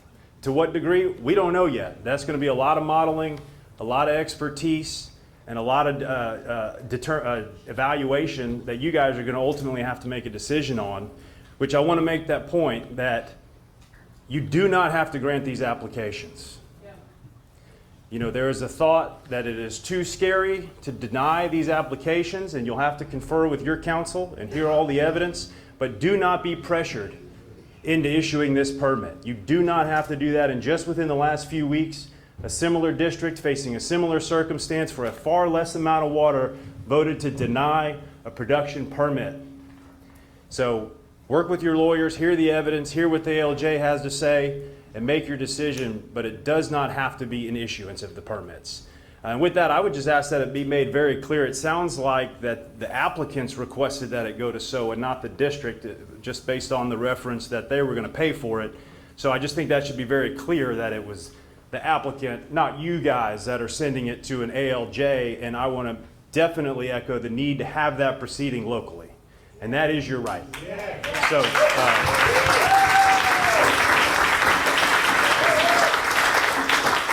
again, work with your counsel, work with Mr. Stovall, consider everything. But at the end of the day, I'm here on behalf of Houston County, who very much is impacted and very much deserves a right to participate to protect its citizens and its rights. Thank you.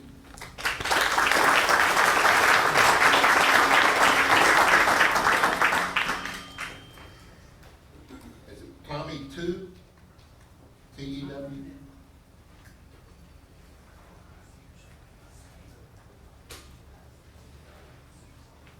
Did I get that right, Tommy? Yes, sir. Thank y'all for having us up here today. I'm Tommy, the Assistant Director up at the City of Lindale. The City of Lindale, the water table's dropped roughly 60 feet the last 30 years. But we haven't pumped half of what he's talking about pumping in a year, 14 billion gallons a year. We've already lowered all of our wells the last 10 years, 100 feet to keep up with the water table going down. We was hoping to get another 10, 15 years out of a couple of these wells, because when they get down lower, we're going to lose two of them, because they built one back in the 60s, one's in the 70s. Who's going to pay for all these new wells? We can't just keep putting all this money on the customers all the time, because we got somebody stepping in here and going to pump the well dry. a couple of years, and then we're all here to foot the bill for it. Who, you know, y'all need to think about this and stop this. That way, you know, our kids and grandkids got water for the future. If not, it'll be dry, you know. But anyway, thank y'all for your time.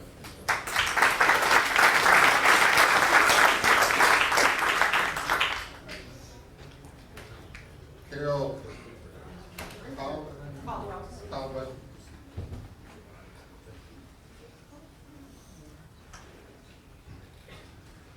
Thank you all for hearing me today.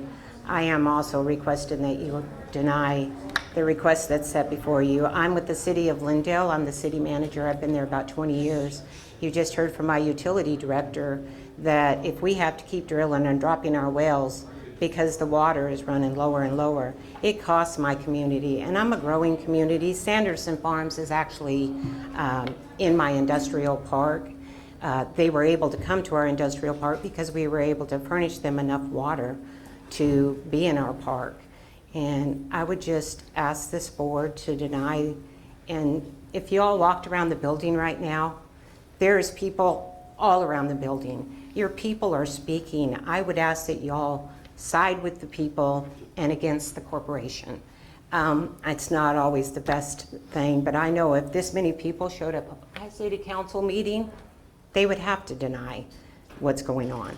And I would like you all to at least consider that 1% of water is a lot of water coming out of our aquifers. And it doesn't only affect here, it affects everywhere. So I'm asking you all to please deny.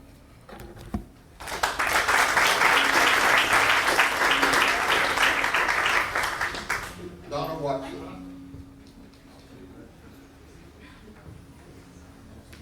Donna Watson. Over here.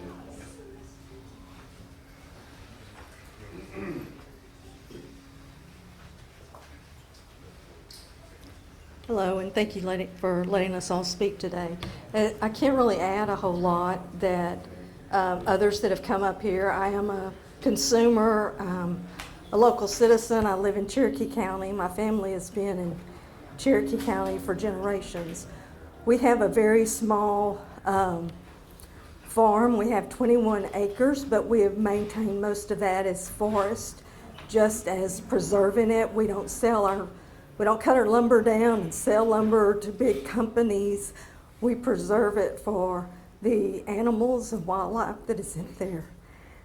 We also have a well. We have livestock, we have chickens, and when you talk, we did have to drill a well. The neighbors around us before, there was about 6 or 7, they had wells at 350 to 400 feet that used to be operational. But as you know, over the years, when you have all the erosion and the land changes, we are now down to where we are is where the iron ore is. So you cannot sustain at 350 feet where we are to even water your garden. They said it's really useless. We had to go down to 610 feet to be able to find clean water that would sustain us, and that was years ago. So when you look into now what everyone else is saying, this is your community. This is not about for big profit. This is all about people that have lived here for generations. And we have generations that are here. I have children and grandchildren that are coming up, and this is to be their homestead, their heritage. And like I said, we don't do this for large profits. We serve communities. I didn't hear about this till about 2-3 weeks ago on social media. And you do see there are people wrapped around this building that have been waiting in the heat to try to get in here to tell you this is local community. This is not about big corporation. And we will lose, and it's just a fact. When you know all these wells that were previously there that have dried out, we are prone to losing more of that water. So when you have someone that's not coming in for the benefit of all the community, but maybe for benefit of larger areas. But again, there was a lady that spoke. That's just robbing Peter to pay Paul. So we've got to look at it as a community. In rural, we are different. We choose to be here. It's not easy to be in rural. And then when you have someone, it's either, again, it's profit, and it's not about our community. So I just ask you, I did send in my opposition, and I would hope that you would deny this. You are a part of this community. And I'm thinking most of you have probably been here for quite a while too. Thank you.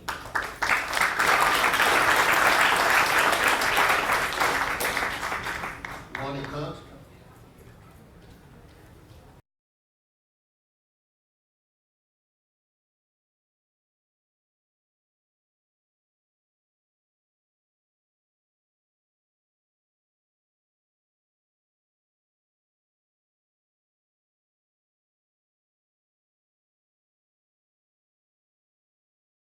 We're certainly in support of Houston County and the cities of Grapeland and Crockett and the other entities in Houston County that are in opposition of these permits.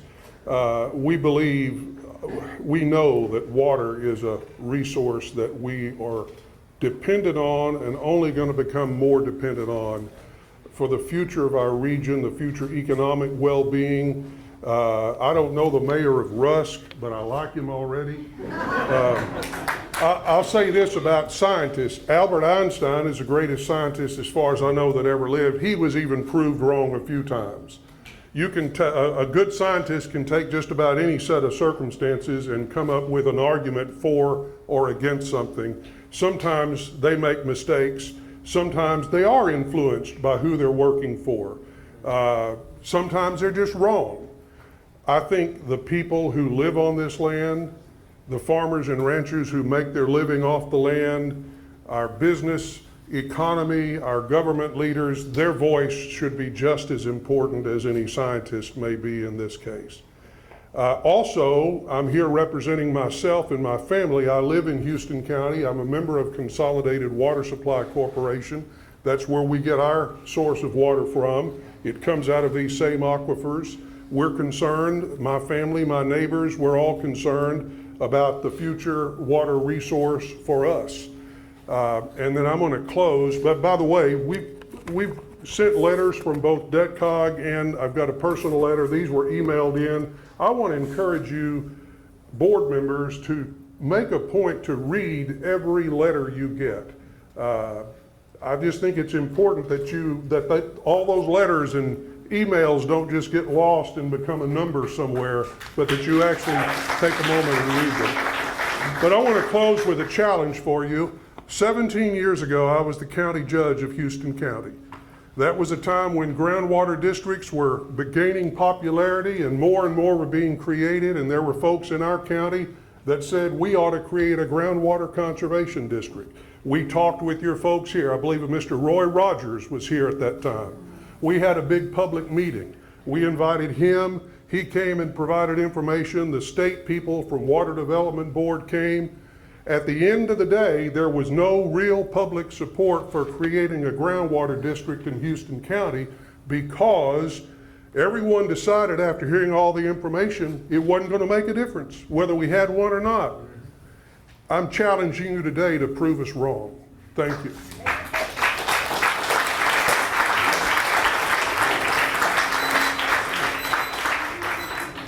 Danny Crosby. Danny Crosby.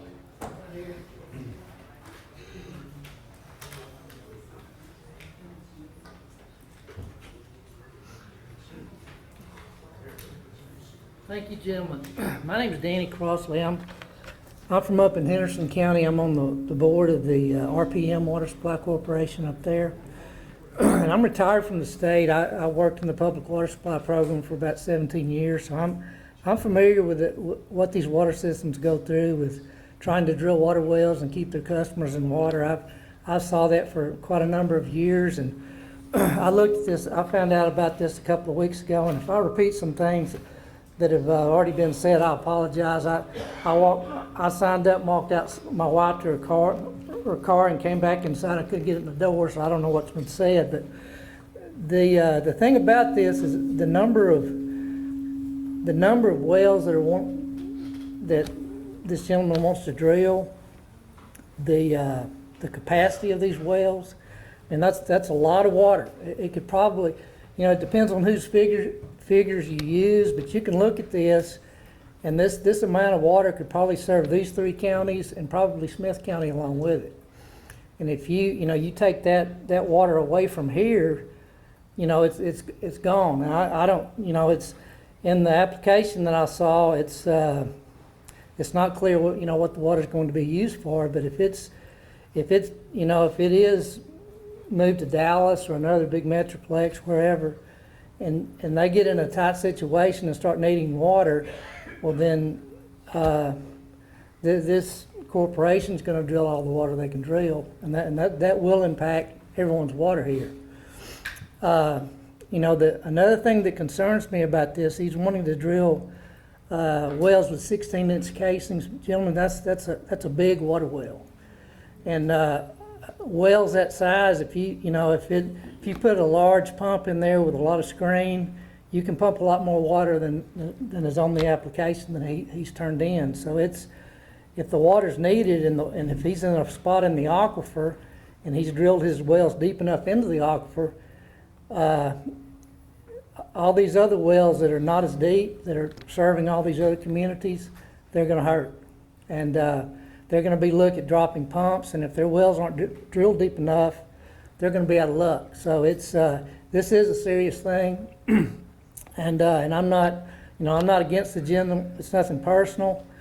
It's just that the state has encouraged growth for the last 10 years, and a lot of people have moved into our state, and now they realize that we're in trouble with water, and they're looking everywhere for water, so they're trying to find it. And I don't know if that's what the case is here, but if it is the case, it's not everybody in Smith County's fault that Dallas is running out of water. So, and it's sure not on our backs for someone to profit from that. So, I just want to say those things. I appreciate your time.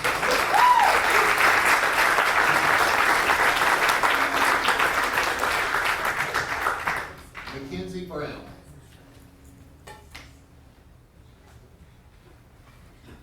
Good afternoon. My name is Mackenzie Brown. I come to this meeting as a resident of Henderson County, where my husband and I are raising our children. Most importantly, I stand here as a Christian in my worldview, and my opinion is laid on that foundation. You already know plenty of data. The author J.R.R. Tolkien once said that every tree has an enemy, few have an advocate. I take the part of the trees against their enemies. Today, water has many enemies, some even hiding behind the name of conservation. One can look to California or other states and see what poor stewardship for the sake of short-term profit does. The role of those who govern is to restrain all types of evil and to be the servant of God for the good of the people that are placed in their care. The counties and our water has been placed in your care. Regardless of your personal recognition of the maker of this world or the creator of this water, if you go through with these wells, I hope your conscience never gives you a day of peace. That when you see the beautiful families and the children in our community, that you're reminded of the futures that you will be impacting by this foolishness, and that our posterity will never be able to enjoy East Texas as God intended us to, without the water that He placed in this beautiful ground. You have a chance to do what is right for both these precious resources and the thousands of people in these communities and these counties. Please listen to those you represent. Realize that our water is far more than just an inanimate object for you or any other LLC or anyone else to have a means to an end.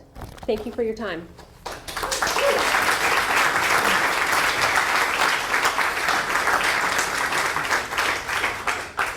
Kathleen Wall.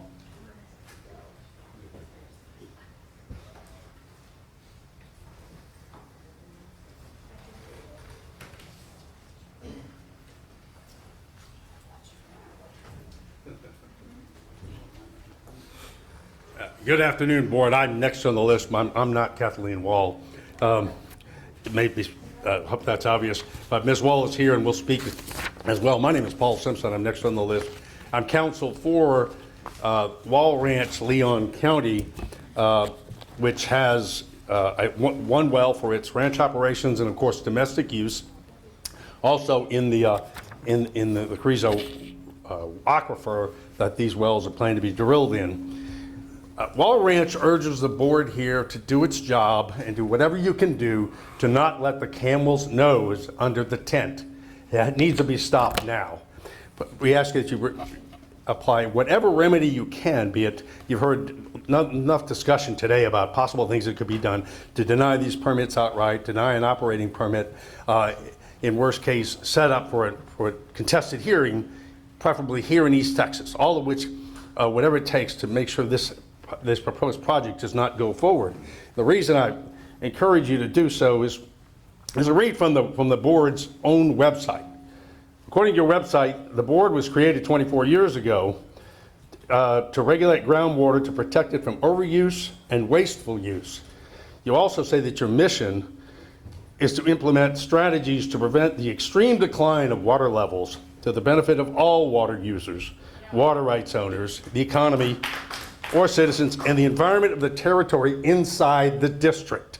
And that's critical, that you serve the district, and that is what your job doing, what your own website says is your job to do. Not allowing these wells, you've heard many stories today, and you're going to hear many more, allowing these wells to be drilled and, of course, inevitably to be produced at these high capacities for whatever purpose is going to damage in a serious way the water supply that is so critical to East Texas and everyone who lives and works here. Other areas may need the water, which I'll presume that's what this water is intended for. Those other areas can find solutions elsewhere without ransacking and destroying the water supply of East Texas. We encourage you, what this has managed to do, though, is awaken an army of Davids, and they're here today, and they're not going to stop, I assure you, until the army of Davids defeats the Goliath that is trying to destroy East Texas. So thank you.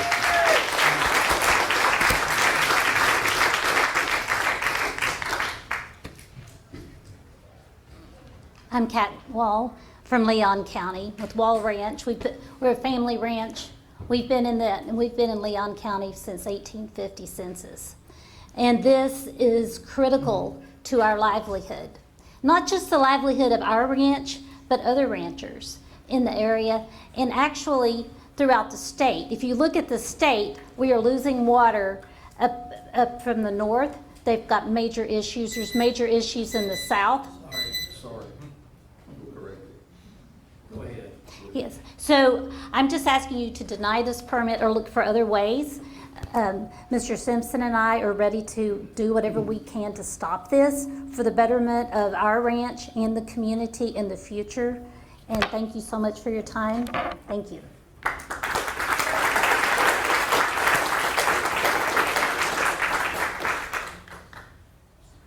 Cody, I can't read your last name. I'm sure that's me.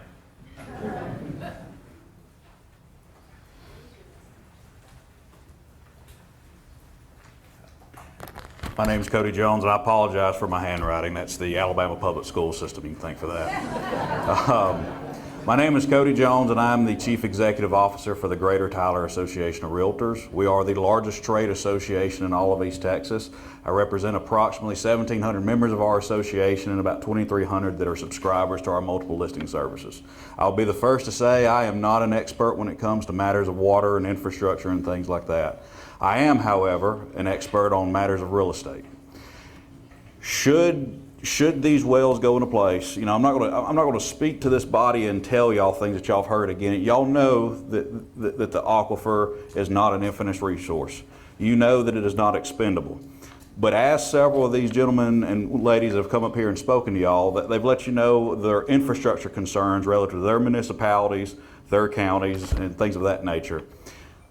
The part that they're not mentioning, though, that I just want to make crystal clear to y'all and everybody else in the room, is if other wells get depleted in other municipalities, counties, things like that, the cost of living is going to dramatically increase.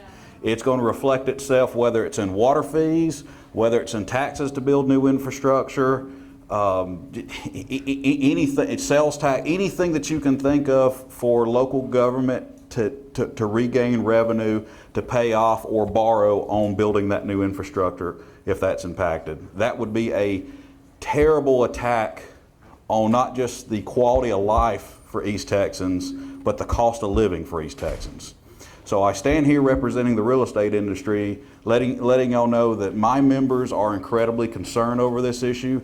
They're concerned because they know firsthand what the impact's going to be on affordable housing in East Texas, the cost of buying, the cost of living, and future cost of development. The last thing that I'll add, as I mentioned jokingly at the beginning of this, I'm originally from Alabama. I've lived here in East Texas about 1.5 years when I came to take over our association. I've consulted with realtor associations and home builder associations all across the country. I've been in areas where the water has been depleted, where there's building moratoria, where you can't get the water you need just to build a simple house, that the American dream is taken from those folks. Let those areas be a warning that that can happen in East Texas. This decision could establish a dangerous precedent, not just for y'all, but for future well sites, for other conservation districts, for groundwater all across Texas. So I urge you, in the most strongest and emphatic terms I can, deny this application. Thank y'all.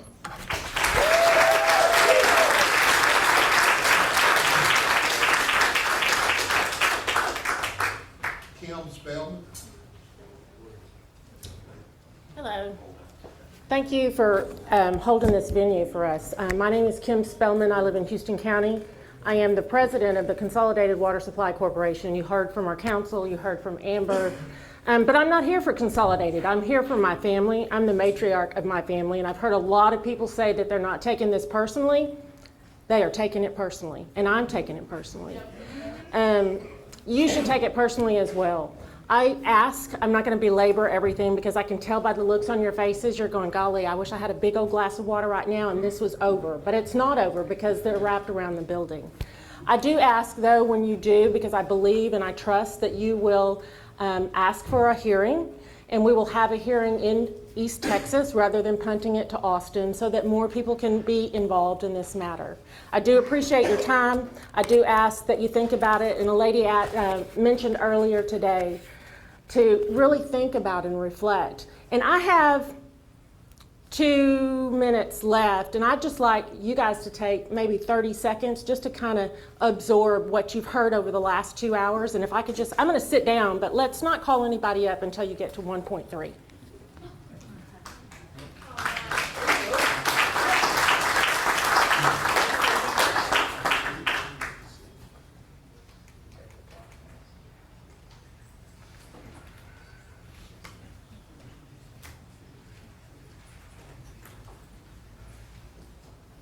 Okay, Dan Baum. Or is it Dan Bacon? Bacon. Bacon.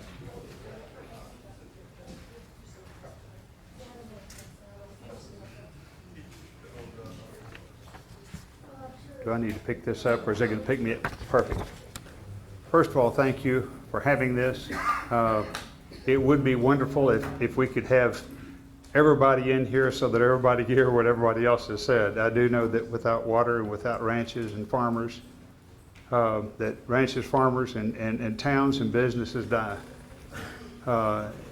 It's simple to understand. Conservation, in your name, we're asking you to do the conservation, to save it for us. And Mr. Bass, as a good neighbor, I ask you to please withdraw this so that this doesn't have to go through all the legal nonsense and all the attorneys get rich out of it. But I'm asking you to please prayerfully consider that.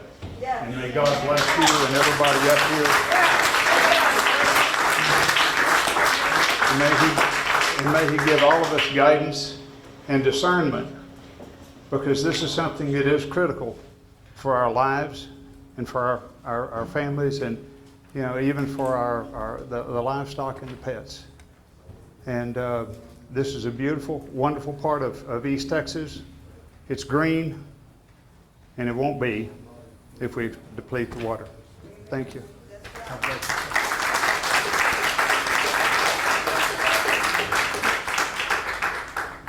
Troy Jones.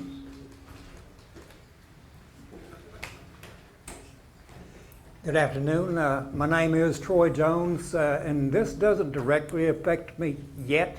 I come from Lamar County, but if this is allowed to go through and get the water from these aquifers, they could come after any aquifers that we have in that area in northeast Texas.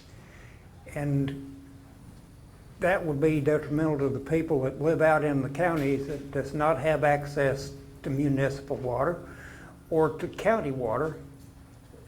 And another thing to think about, if some people have not heard of it, is the Smackover Formation, which is a lithium-rich area that runs from Texas to Florida. And they could use some of the water that they're wanting from these aquifers to mine for lithium, and also to use this water for their mega computer systems so that they could use those. And that's just all I have to say, but I just want to point out that that could be an ulterior motive for these wanting to get these aquifers is for the Smackover Formation, because some people down here may not have heard of it, that we sure have up in East Texas. Thank you for your time.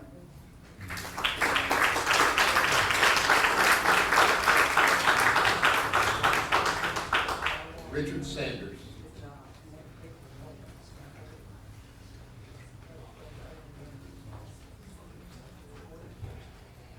Thank you, Mr. President. My name is Richard Sanders. I'm the Vice President of Brush Creek Water Supply Company for Northern Anderson County. Excuse me.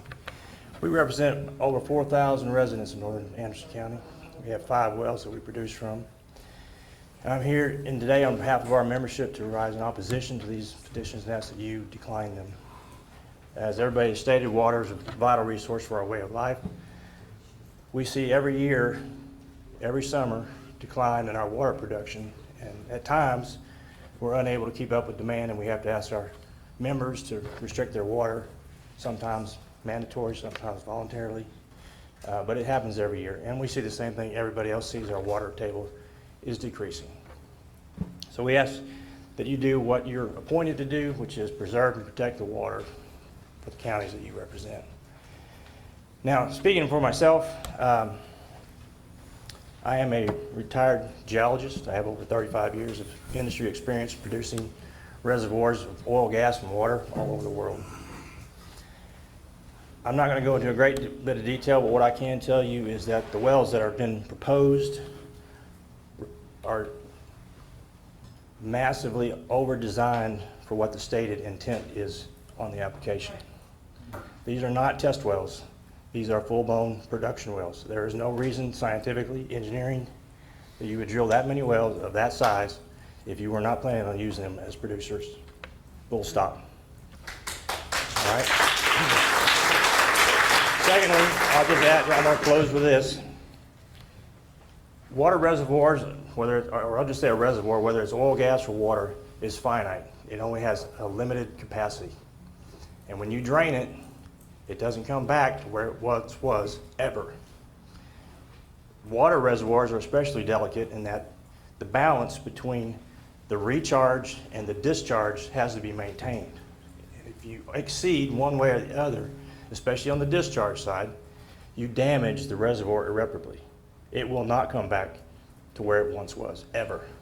Because when you deplete that water out of those water pores, they close. And when the water comes back, it'll come back less than it was before, and it's going to have a greater salinity. It's going to have a higher mineral content to it, higher total dissolved solids in that you're going to have to treat.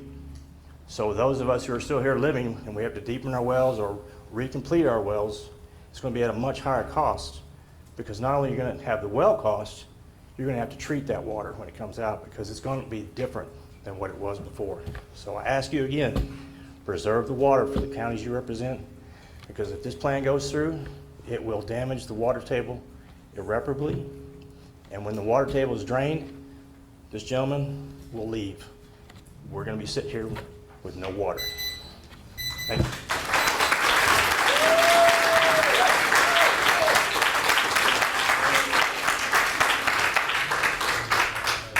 Vicki Tyndale.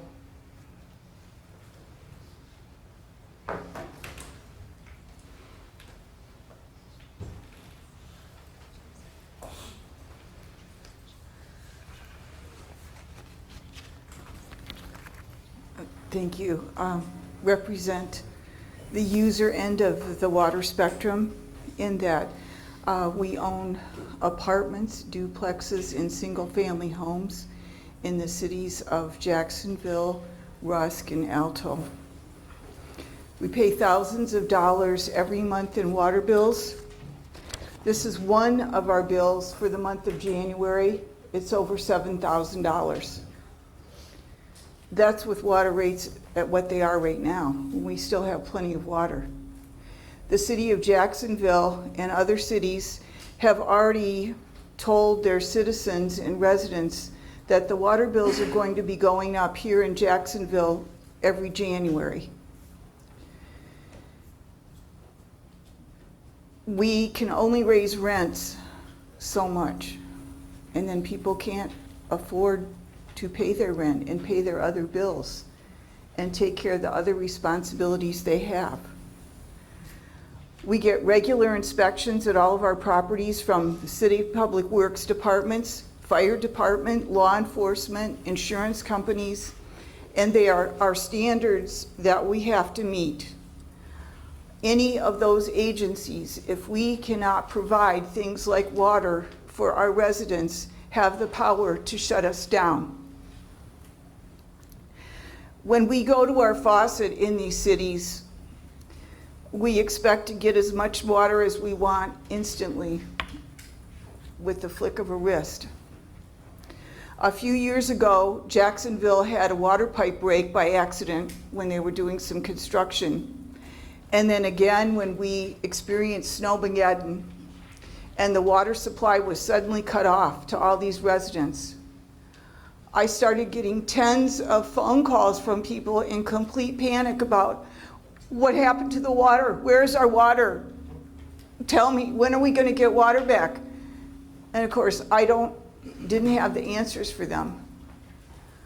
So I'm here to ask you to deny these permits because we already have a problem right now, and I don't think too many people realize it.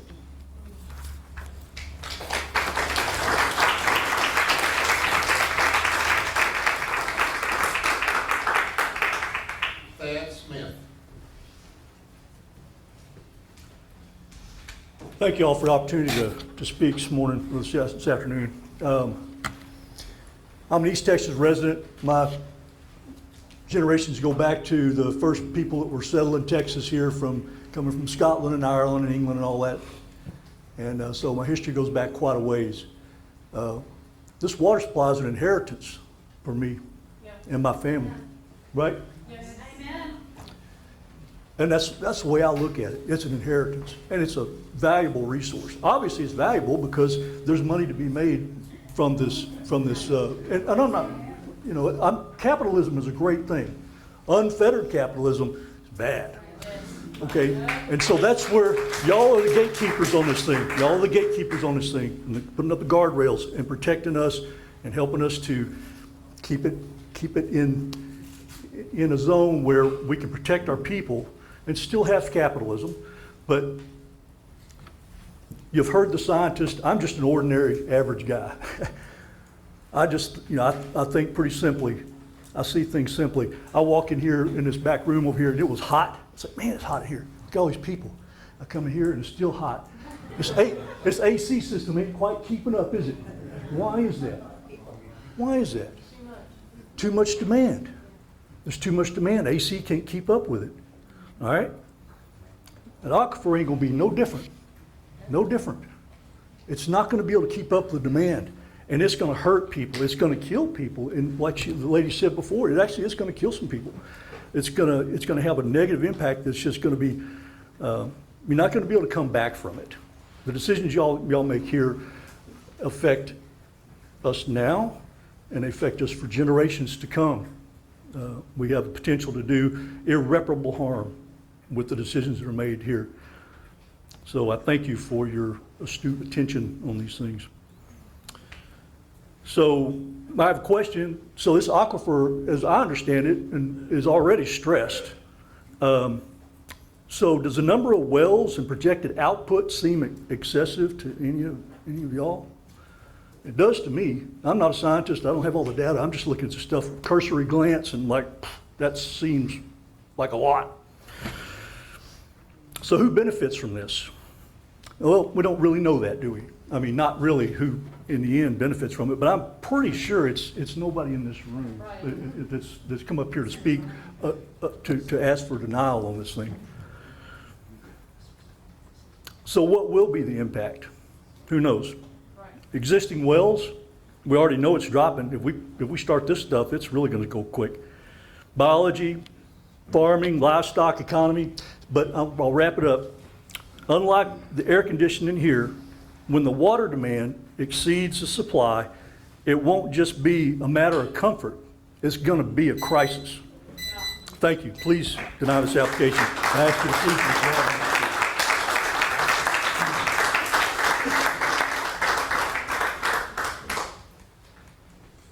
Leslie Murphy.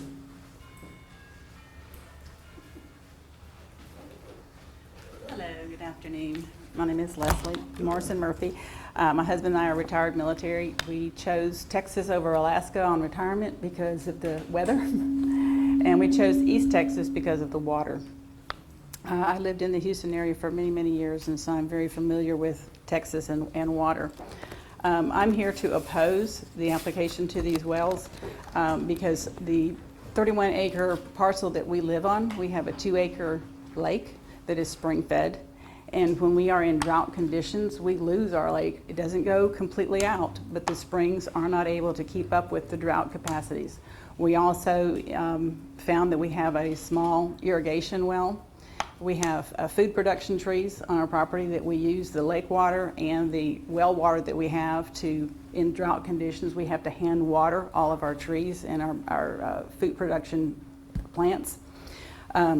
A negative impact of these high capacity wells, as I can see from what we are existing with right now, would be the lower pump pressure, reduced yield for our food production property, and then we would be forced to use the community water system that we have that's attached to the house and use that water, which we're going to have to start paying for, in order to water our existing food production trees. We are asking you that you would deny these applications on the basis that it's going to have a huge negative impact over all of our community. And as a district, your responsibility is to safeguard the groundwater for all of the stakeholders and to remove any possible conflict of interest in that project as well. Thank you.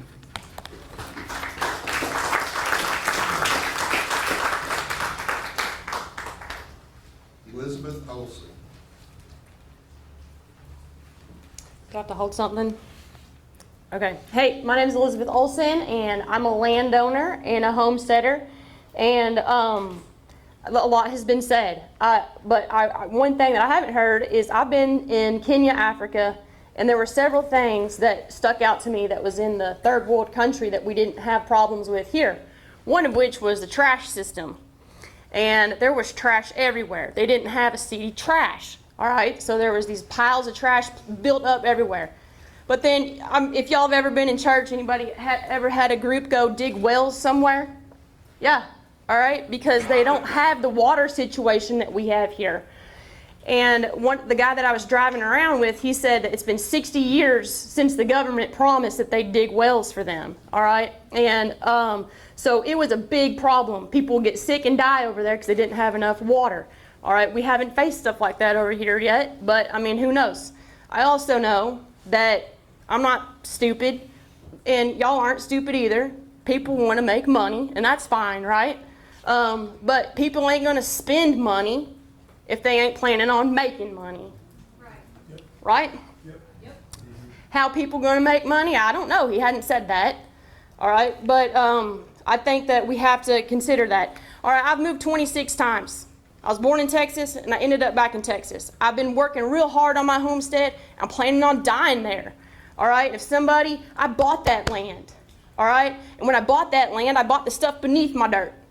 The oil guys want to dig a well in my property, they gotta have to ask me, and then they're gonna have to pay me. All right, and I bought the water beneath me too. Nobody's asking me, nobody's paying me, and so I think that's worth considering. Also, I was on the TV show Survivor. All right, I signed up for that. All right, because I was trying to see what I was made of. All right, I was trying to see what I was made of. When I bought my property in East Texas, I didn't think that I was signing up for some people to come steal my survivability and snuff my torch out. We all need water. And like literally, I can starve. I lasted 3 weeks. I starved for 21 days and had a few bites to eat. Guess how long I lasted without water? I had to drink water about every 2 to 3 hours. All right? I would have died if I had waited 3 days because it was that hot. All right, but my point is, like, for real, this is a big deal. All right, and this is not a game like the game I signed up for. And so y'all are intelligent. I do believe some of y'all, maybe hopefully all of y'all, care about us, the people. All right, and in Texas, we're known for Bluebell and Whataburger, but actually we're known for our grit, our character. And the fact of the matter is, I believe we've got grit and character up here. Not only does the bank robber get thrown in jail, but it's who drove him to the bank. All right, are y'all gonna drive the bank robber?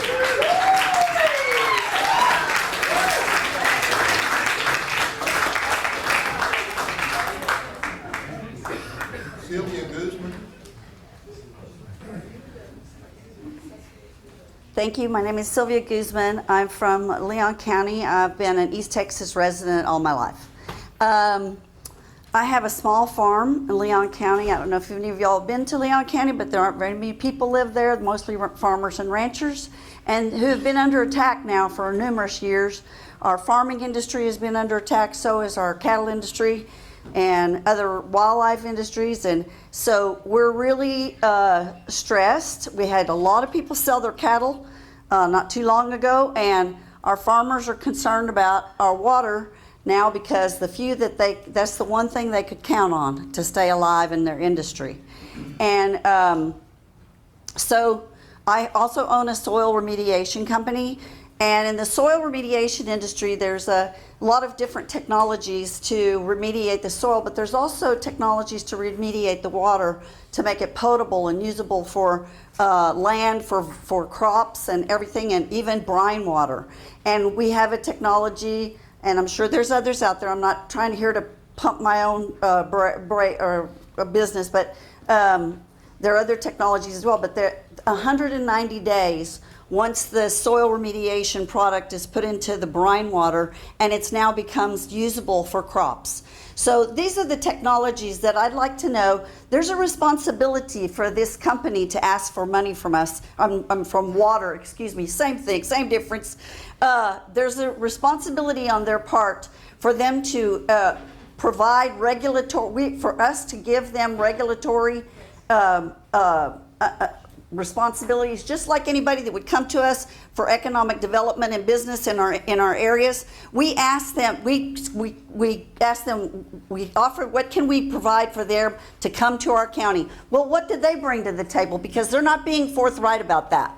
And we need to know, it's our right to know, as users of our own water. And the fact that I know it may happen regardless because the law's not in our favor right now. I go to the legislature. I've been going to the legislature for many years. And by the way, if we have to go to the legislature on this, they better buckle up because I've taken on all the big lobbyists and I'm not afraid of any of them. But the bottom line is, whiskey's for drinking, water is for fighting, and we're here for the warpath. Thank you.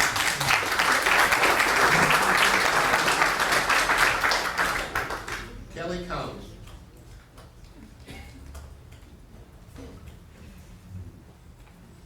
Hi, good afternoon. My name is Kelly Cohn, and I'm the Vice President of the Board of Safari Waters Ranch. We are a unique growing community in East Texas. We are right next to Barefoot in LaRue.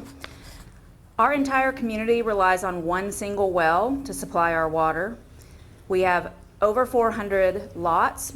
Currently, we have over 250 people who are living there. Due to our growth we're experiencing, we are already moving forward for a second well just to meet the needs of our residents safely and sustainably. Our lakes are spring-fed, and they are vital not only to our landscape, but we have exotic and native wildlife that roam our community. These animals depend on our lakes to survive. If the Wilcox Aquifer is drained, those springs will dry up, and it won't just affect our faucets, but it will damage our entire ecosystem of our community. The proposed high-velocity wells would draw enormous volumes of water from the same aquifer we all depend upon. These wells have not yet been permitted, and that's exactly why we're here, to prevent the permitting. Permitting them would be a reckless decision with irreversible consequences for Safari Waters Ranch and the surrounding communities. It's also important to state one thing that we find very deeply troubling was that Mr. Foster, who served on this board until his resignation 3 days ago, should have recused himself from any discussions about these wells. Meeting minutes and other documentations clearly show that he did not. This is especially concerning given that he is the primary dweller behind the Redtown and Pine Bluff projects, the very wells that are under scrutiny. Allowing a person with direct financial interest in a high-velocity well to participate in board matters is a blatant conflict of interest, and it's undermined public trust in this entire process. This proposal didn't go through the proper public awareness channels. It was pushed forward quietly without transparency, and now that's not how we do things in Texas. We're not asking for a delay. We're asking for this board to please deny the permits outright.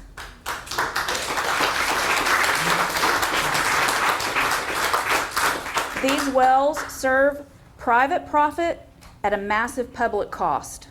They endanger our water, our wildlife, and our way of life.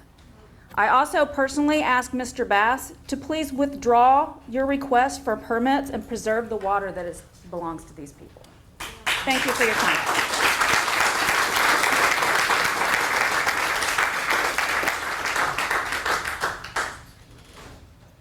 Chris Schultz, maybe? Chris Sakuli? I'm having a difficult time reading this. Is there someone named Chris that signed up that out there? Chris Hewitt? Is it Hewitt? Looks like Sakuly. No, we're Hewitt. Chris out here, sign up to speak. Okay. We'll move on to Charles Flanders.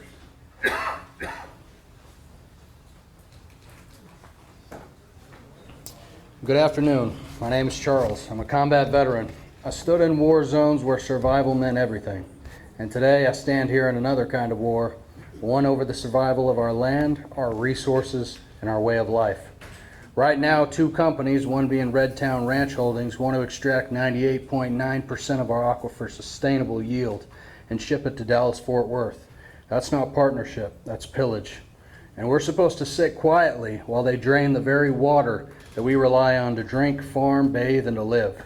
I'm going to tell you, not a chance. Let's learn from history, because this has happened before. And every time, the people paid the price while the politicians walked away with full pockets. In San Antonio, backdoor deals led to permits allowing overpumping from the Edwards Aquifer, later linked to campaign donations and cozy relationships between water developers and officials. In California's Central Valley, billionaires were granted access to state water while family farms dried up because they donated millions in political PACs. In Barnhart, Texas, fracking companies dried up rancher wells and regulators looked the other way. Their silence bought with funding promises and land development perks. Even in Flint, Michigan, a water crisis was born when government officials chose a cheaper source to save money, and their decisions were later exposed as part of a web of political gain and neglect.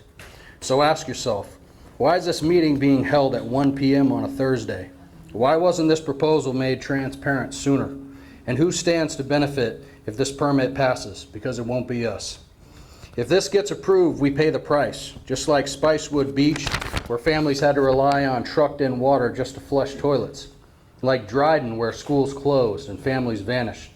Like Big Spring, where overuse of the Gala forced farmers off land they'd worked for generations. And like Barnhart, where the cattle stopped drinking and the water just disappeared. And let's talk about Dallas-Fort Worth. They're not coming to us because they ran out of options. They're coming because they refuse to take responsibility. Texas Instruments uses 2 billion gallons per year. Miller Brewing guzzles nearly 1 billion gallons. Billionaires use 10 million gallons a year just to keep their mansions lush while telling us to conserve. And they lose over 16% of treated water to leaky pipes. They don't recycle enough. They don't cap waste. And now they want our water to keep their luxury alive while we foot the consequences. Let me be absolutely clear. We are not a resource colony for DFW. We are not a sacrifice zone, and we are not expendable. I know what it means to hold the line. My brothers and I were forged in fire together in war. And like fire, we protect, but we also burn. This is the line. You want to talk about public trust? Then make the right choice. Deny this permit. Protect our aquifer, honor our people, expose the deals, and for once, stand with the people. Thank you.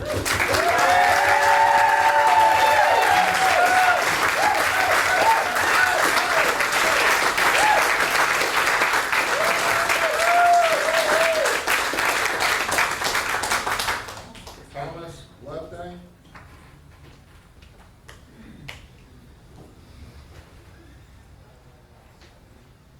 Good afternoon.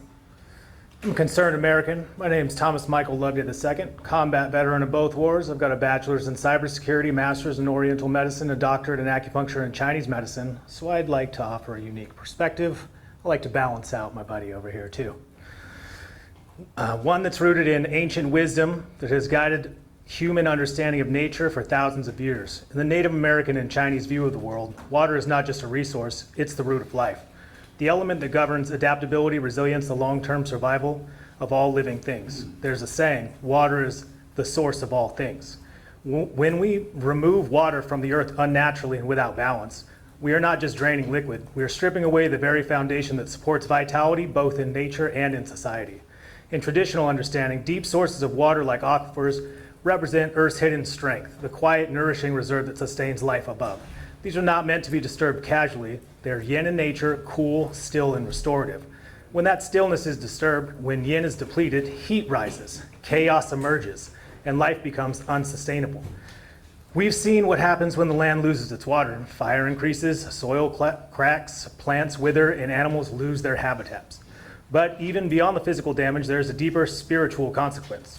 The loss of water disturbs the spirit of the land. It unroots its essence. From the Taoist point of view, there is a sacred balance, heaven, earth, and humanity in harmony. When one part takes too much from the other, the harmony collapses. If Dallas-Fort Worth continues to waste and overconsume, then they seek to take from here to cover that imbalance. They are not healing, they are displacing the damage. Just like in medicine, treating symptoms while ignoring the root only leads to deeper illness. A city that fails to conserve then drains a rural aquifer is not solving a problem, it's exporting a crisis. Let me leave you with this thought. When essence is spent to feed fire, the root collapses. The tree may burn bright, but only for a moment.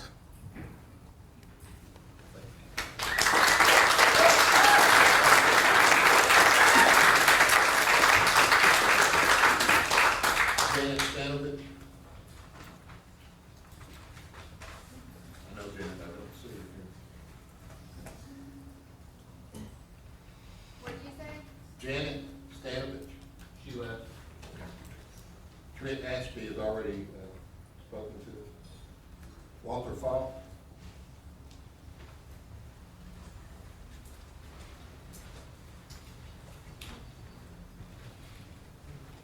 First of all, thank you for having this meeting. I know it's in the middle of a day on a Thursday.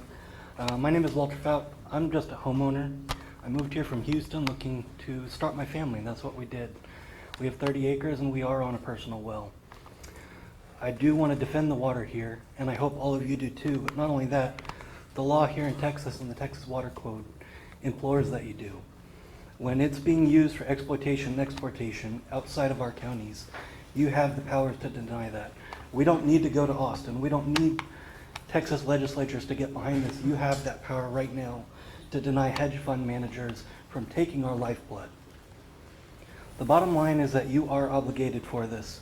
And if we look at past experiences, we don't have to find out what's going to happen here.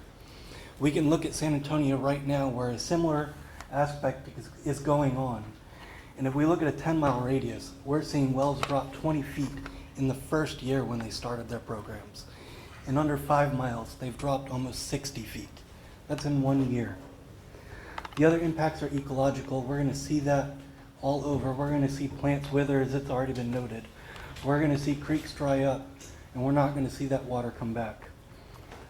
We can see it happening in Arizona as well. We've seen that it's become a federal case, that it's used for mismanagement of water rights and letting it be exploited against us. The implications is that everybody here that has come to deny this may have to give up property values. They may have to bring in water from other sources. And they may have to give up their wells or pay thousands upon thousands to try and get their water back. The bottom line is it's become a blueprint for collapse, and we've seen it in many cases. And please, we are asking you not to repeat this here in Texas. Again, we've already seen it happen in San Antonio, and we're seeing ranchers have to move because of it. You have the legal ground to deny this permit. You don't have to wait for Austin. We ask as Texans to do this. You're protected by the law, and you have the law on your side to do this when you protect our water. Thank you.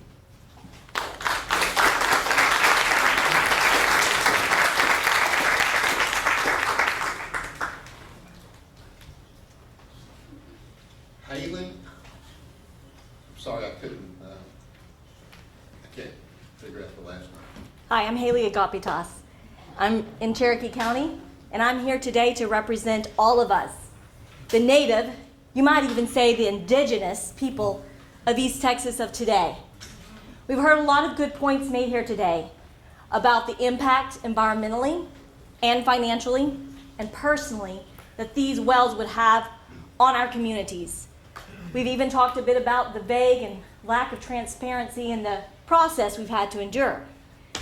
But today I'm going to take a little different approach, and I'm going to invite each of you to take a moment and call to mind someone you love that dwells in this area, a child, or grandchild, or great-grandchild, or a loved member of the community. Take a moment and picture them, because I am, and I'm wondering what their life will be like without water. I'm an 8th generation East Texan, and I'm here to represent 9 generations of us. I'm here to speak not just for those of us who are here today. We live a pretty nice life. We got water. But for our children, and our children's children, and our children's children's children, and everyone that gets a chance to come after, the world we're going to leave them. The land, the trees, the habitat, our creeks, our ponds, our rivers, our wells. That's East Texas. It's who we are. It's our way of life. It's more than a way of life. It is life. On behalf of our children's children, I ask that no reallocation or removal of our natural resources happen here today or any other day. And I mean any of our natural resources. We do too much already, in my opinion. Have you seen the forest cut down? Let's not take it a step further, where our children and our descendants to come don't get to experience this world we love so much. On behalf of our future little ones, and I don't mean just mine, I mean all of ours, because I know you have memories of this area deeply embedded in the water experiences you've had and the lush beauty of this area because of our water. On behalf of them, I ask that you not give away our water, not for paper bills, not for glass beads, not for cooling supercomputers or lithium mining, not for nothing, which is what I understand these communities and families are getting out of this deal. Nothing. So I ask you, please reconsider and consider heartfully the future of this area. Thank you.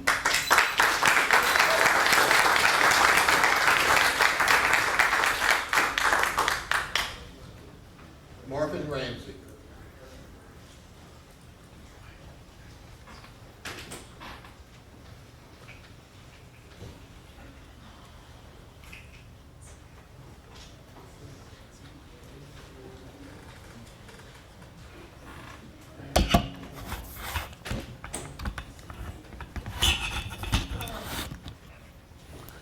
Okay. I'm Marvin Ramsey. I live in Anderson County. A couple of things I will read to you. Will the board's decision be made in an open session or a closed session? Open. Okay, good.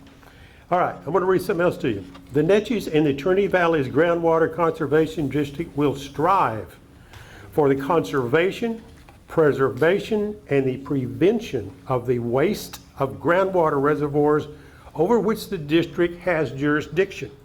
The district will implement water conservation and management strategies to prevent extreme decline of water levels for the benefit of all water users, water rights owners, the economy or citizens, and the environment of the territory inside the districts. That is your mission statement.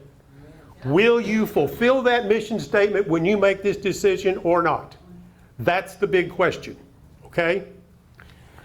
Now, as far as ownership goes, this is something I did some research on, which comes from the statutes in the state of Texas statutes under the water section.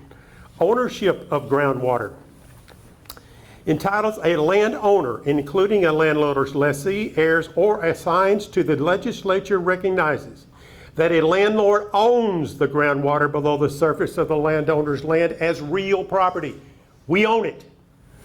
The groundwater ownership and rights described by this section entitle landowner, including a landowner's lessee, heirs, or assigns to drill for the production the groundwater below the surface of real property, subject to subsection.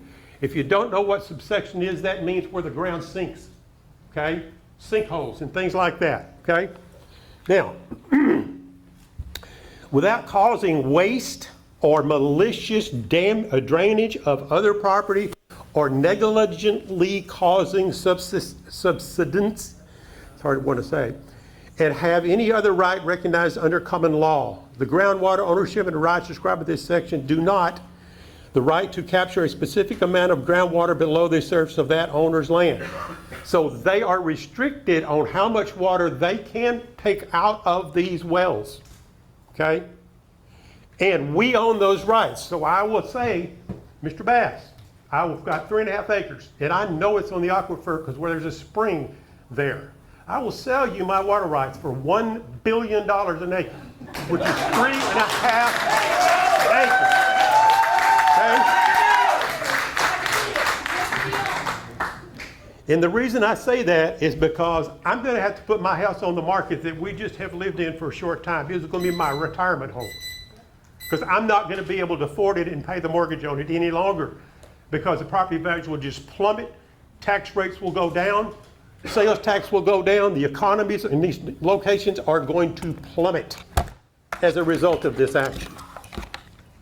That's a firm offer.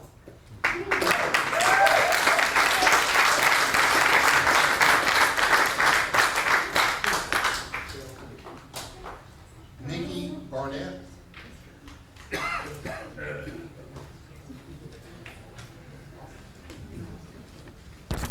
Good afternoon.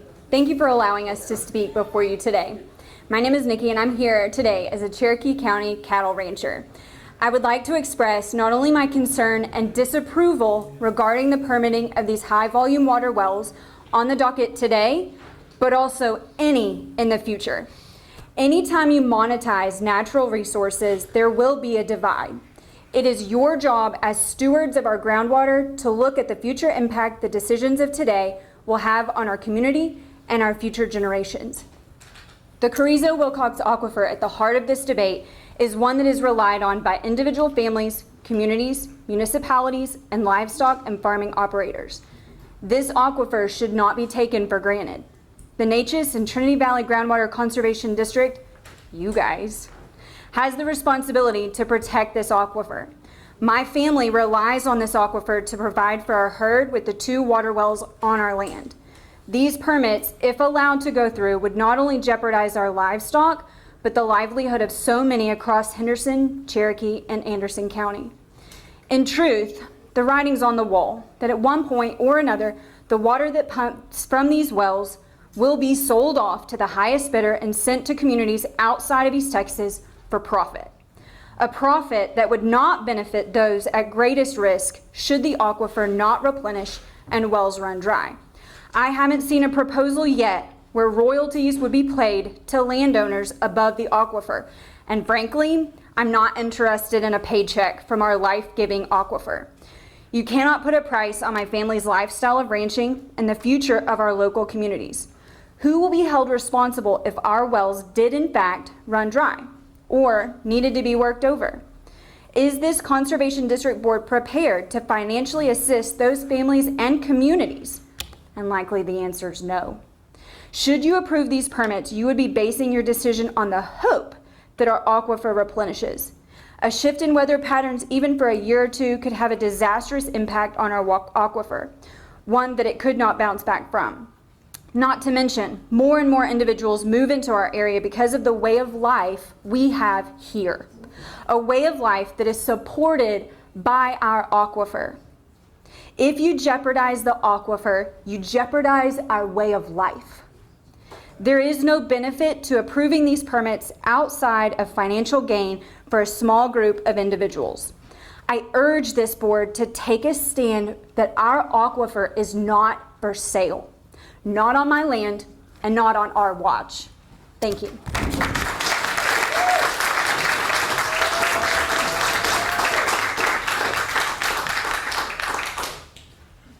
Rachel, and I can't read. Hi, I'm Rachel Mozingo. It's a pleasure to be here. I've waited 2 hours in the heat today to address y'all, and another hour to actually be able to deliver this speech. So, as we're all aware, Redtown Ranch, headed by Mr. Kyle Bass, has applied for permits for 21 groundwater wells in Anderson County. While information is difficult and accounts vary greatly, perhaps by design to confuse any residents opposing these applications, it is my understanding that Mr. Bass and his company wish to draw over 15 billion gallons from our reservoir. Not only is this a problem for upcoming generations, this already overtaxes the reservoir as we know it. The idea that one man and his company and investors could essentially own, profit, and drain our aquifer is not only absurd, but something that should absolutely not be allowed. How is it possible that one man should have the rights to groundwater that sustains life for an entire county and in reality affects multiple counties? Why is one man's interest above thousands of the residents and their ways of life? Now, Mr. Bass has allegedly made promises of youth, law enforcement, and other programs to, quote, benefit our county, but like all salesmen and politicians, promises are easily made and rarely kept. Mr. Bass is a wealthy man. It is no surprise he is unconcerned with how our residents are going to have drinking water and water for livestock and crops. Our residents do not have the same luxury of wealth. They depend on local water sources to sustain not only their lives, but their lives of animals, crops, and wildlife. Water is vital to our county and our way of life. Along with ranches and farmland in Anderson County, we have good biodiversity, ranging from rare plants and already uncommon species like flying squirrels to abundant deer. Do you think that biodiversity will be here when our groundwater is all gone? Do you think we will have lush fields, baby fawns every spring, and beautiful ponds for our children and grandchildren to play in?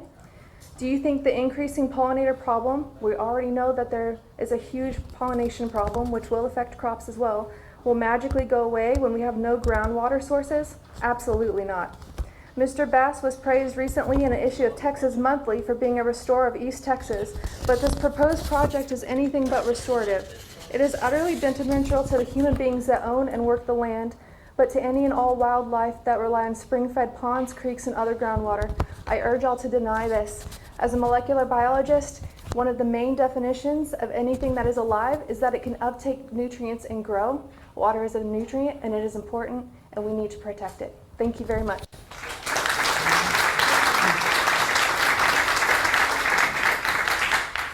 Moody Hurd.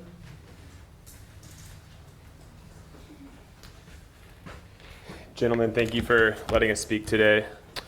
My name is Moody Hurd. I woke up in Austin, Texas this morning and drove in for this meeting.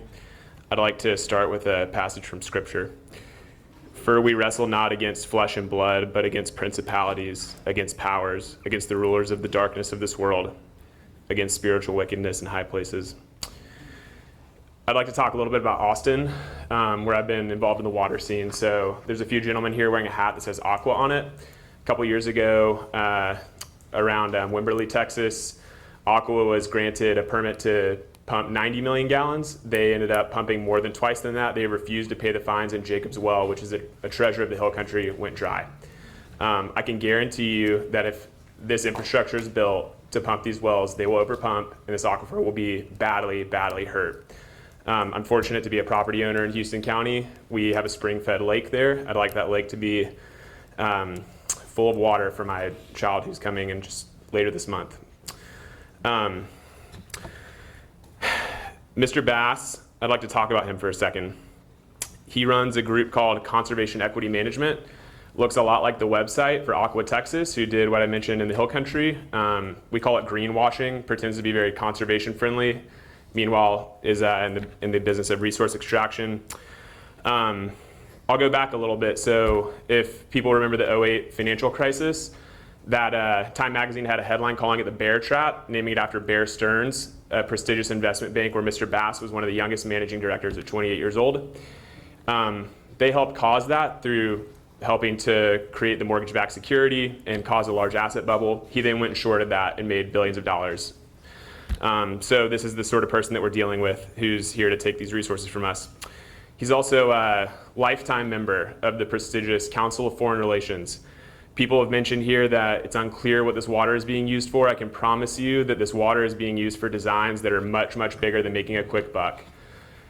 This water will be used most likely for things like, of course, sending to other cities like Austin, where I live, data centers, which require massive amounts of water for cooling. The mining that some people have mentioned, lithium mining, is very interesting, makes a lot of sense to me.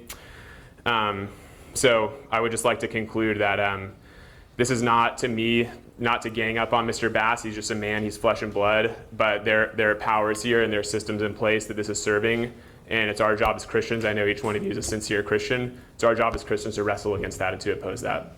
Thank you very much.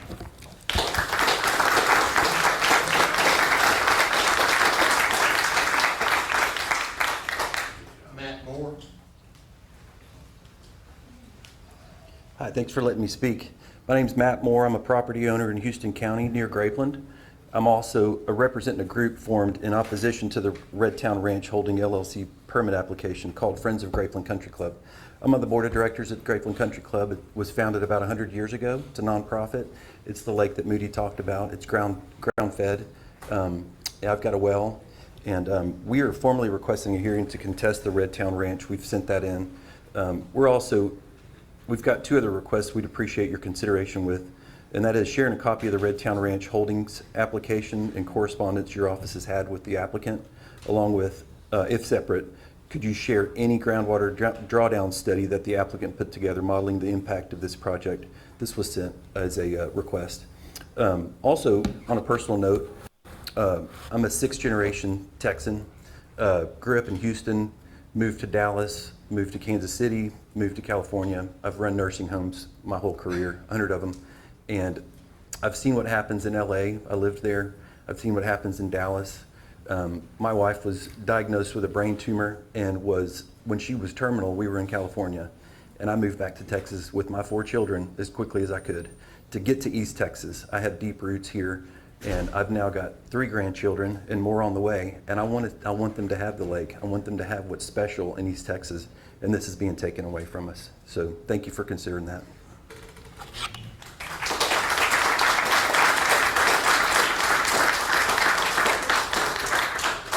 Willard Copeland.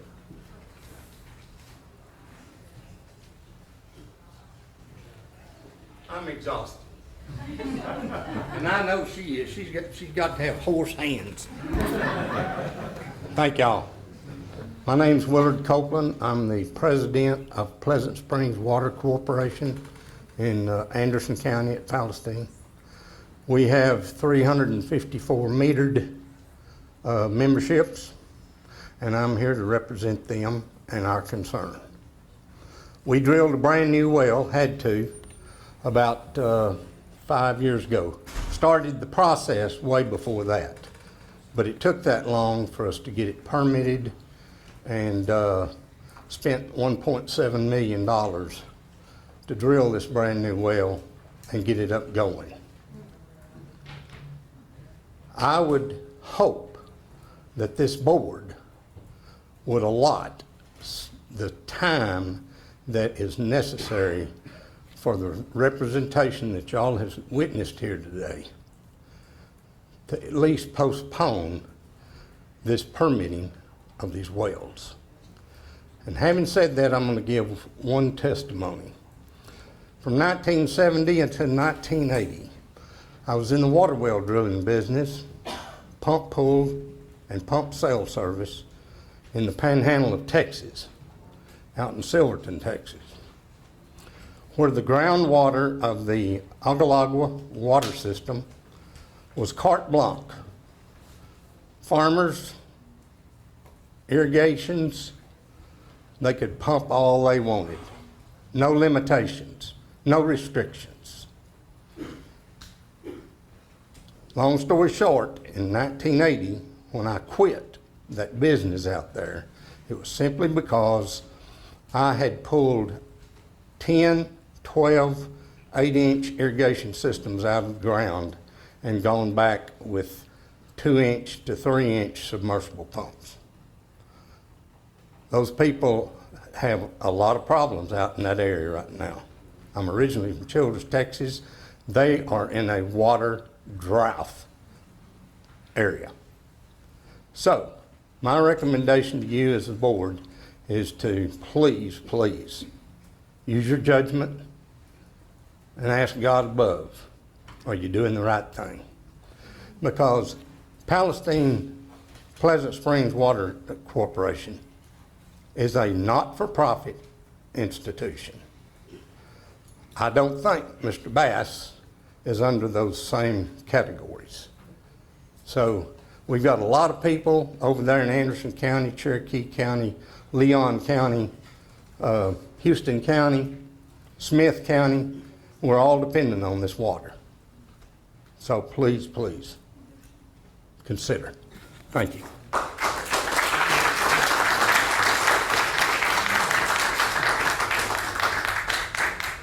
James Rayborn.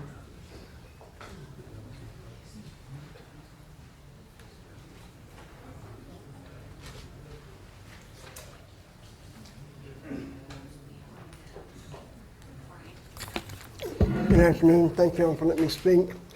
My name is James Rayborn. I'm from Princeton. And a couple of points, a little different perspective. If you have trouble understanding me, I apologize. I've had mouth cancer and 7 surgeries at MD Anderson, so it's a challenge. One thing, 12 of the last 20 years, I lived in Plano, on the north side of Plano. Collin County was the fastest growing county in the United States for at least 5 of those 12 years.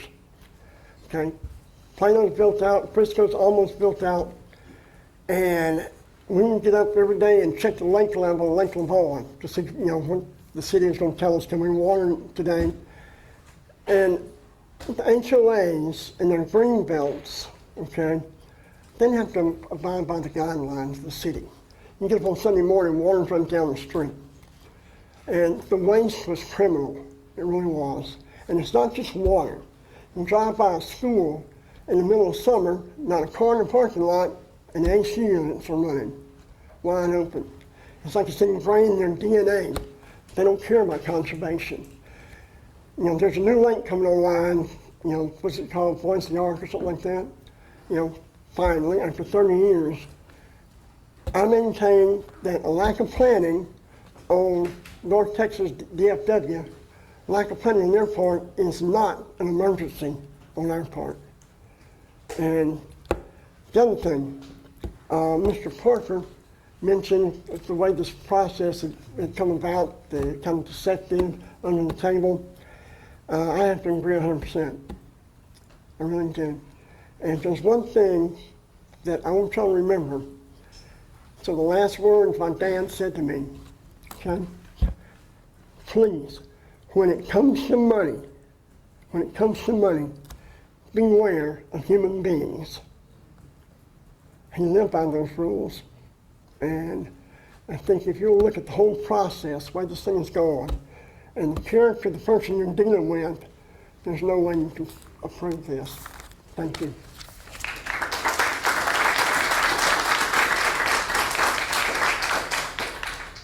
Kara Stanley. Kara Stanley.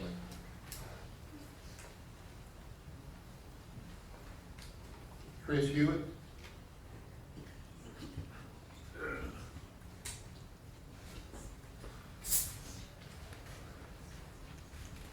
Good afternoon. I want to thank you for your patience and attention. You've been listening for hours as I have. And I don't think I have much to add. I think that the statements have been pretty comprehensive. I just have questions, and you probably have the same questions.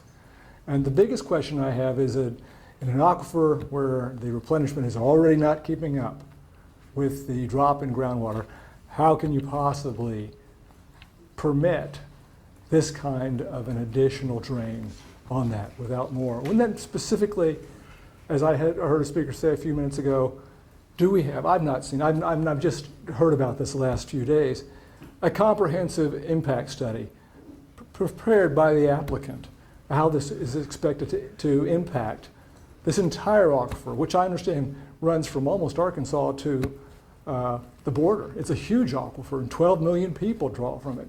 This is not going to just impact these counties. It's going to impact Texas much more broadly. In some areas, there's already salinity at the edges of this aquifer. So I think you owe it to yourselves and to the public to get such a study if it's not already available. Make it public. Allow all these people. We have lots of people who have a lot bit more knowledge and information than I do to take a look at it and to criticize it and give you impact, so that when you make your judgment, it is fully informed and not a rush as we see right now. I want to thank you again for your time and your patience, and I want to give back the rest of my time so that you guys will have a little less of a burden for the rest of the day. Thank you.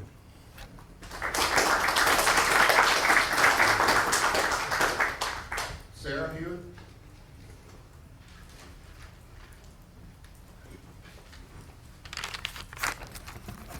I join my husband in addressing you and thanking you for your time at this juncture. I know we're all hot and tired, and I don't think you guys even have had a bathroom break. But in any event, I am Sarah Hewitt, and I'm serviced by the nonprofit Pleasant Springs Water Co-op. Our president just spoke to you a few minutes ago. These are all people in our neighborhood, 350 souls. We pay for our water system. You know, we're slowly bringing down the debt, and the first well that was drilled went dry, and we're one of the water districts that's in trouble because of the drop in the aquifer. So I implore you to deny these permits. I implore you to keep your charge to conserve and protect our water and our aquifer. If you grant these permits, you and Mr. Bass will completely destroy our part of East Texas. I don't have any doubt whatsoever that that will be the end result. So I want to leave you with this question. Do you wish to be remembered as the ones who voted for the destruction of our region? It's that simple. I've written all your names down, and if that's the legacy that you desire to leave, God help you. But if not, then do the simple thing that is in your power, and that is to deny the permits. Thank you very much.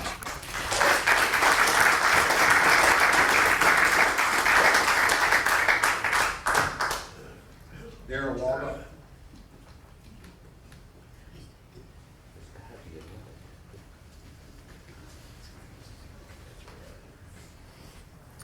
Board members, good afternoon, and thank you for taking the time to let us express our opinions. My name is Darrell Waldock, and I'm with Collier Consulting, a hydrogeological and engineering firm. We're representing Aqua Texas today. Aqua Texas owns many water systems, public drinking water systems in the area, specifically one, Safari Waters, that was addressed earlier. But I want to address more the ones that are up and down Highway 315. With me today are some representatives of Aqua Texas that I would like to introduce. Lauren Xavier in our compliance group, and Joseph McDaniels and Stephen Thomas in our operations group. We specifically want to request that the board deny the application for Pine Bliss well field. It is very close to Lake Palestine water system. You may know the area more as Sunrise Shores, but Lake Palestine water has 9 wells and 2 pretty significant wells towards the southern end that Aqua Texas has invested a considerable amount, millions of dollars, drilling in the last decade. We had a senior hydrogeologist with our firm review the application from Pine Bliss, and the 2 wells that I'm referring to are immediately to the northeast of the well drilling field of Pine Bliss, and they are on the LRE water report, wells numbers 20 and 35, if you want to look them up later. They are within a quarter mile and 1 mile, and the drawdown levels that are predicted by the LRE report are 450 feet of drawdown and 375 feet of drawdown. That would be drawdown on top of the wells drawdown that's already there. Senior hydrogeologist has predicted that both the Aqua Texas wells will be drawn down to the point that the screens will be exposed. And as you may be aware, when screens get exposed, all types of bad things happen from obviously no water, but then we get into bacteriological production and other issues that could cause re-drilling of the well, rehabbing of the well. These are all expensive things to current well owners, and as such we have filed to request a contested hearing, and the technical notes that I've addressed to you just now are attached to that filing. Thank you very much.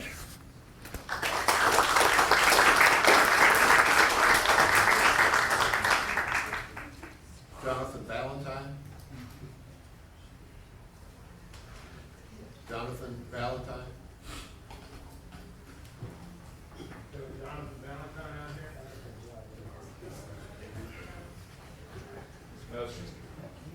Gerardo Wiggins?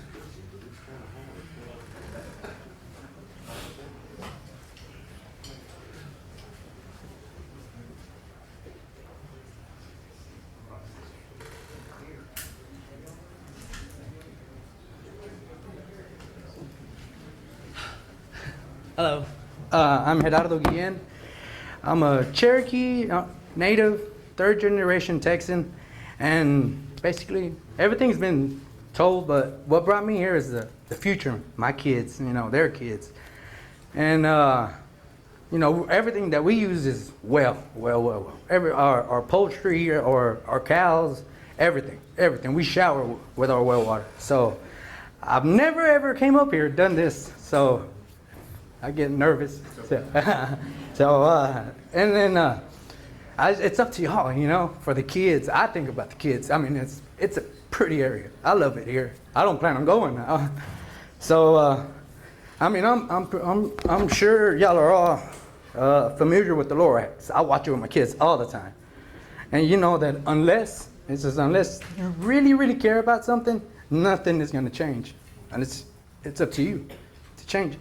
So I think, my voice might not change anything, but just don't approve it. Don't approve what they're doing, because I found out Friday. And then have more transparency. I'm just repeating what they're saying, but I really just, a week is not enough, to get up. All these people, they pretty much found out about a week, a month maybe,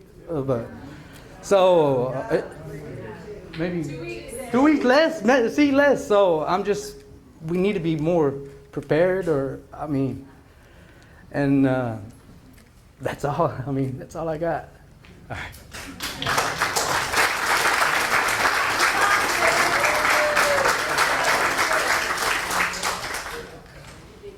Herbert.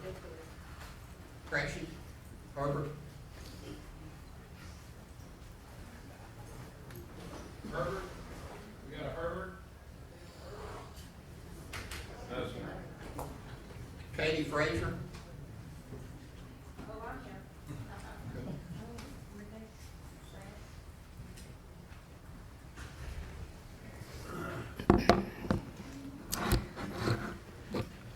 My name is Katie Frazier. I'm a landowner, a wife, a mother, and a private well owner in Leon County.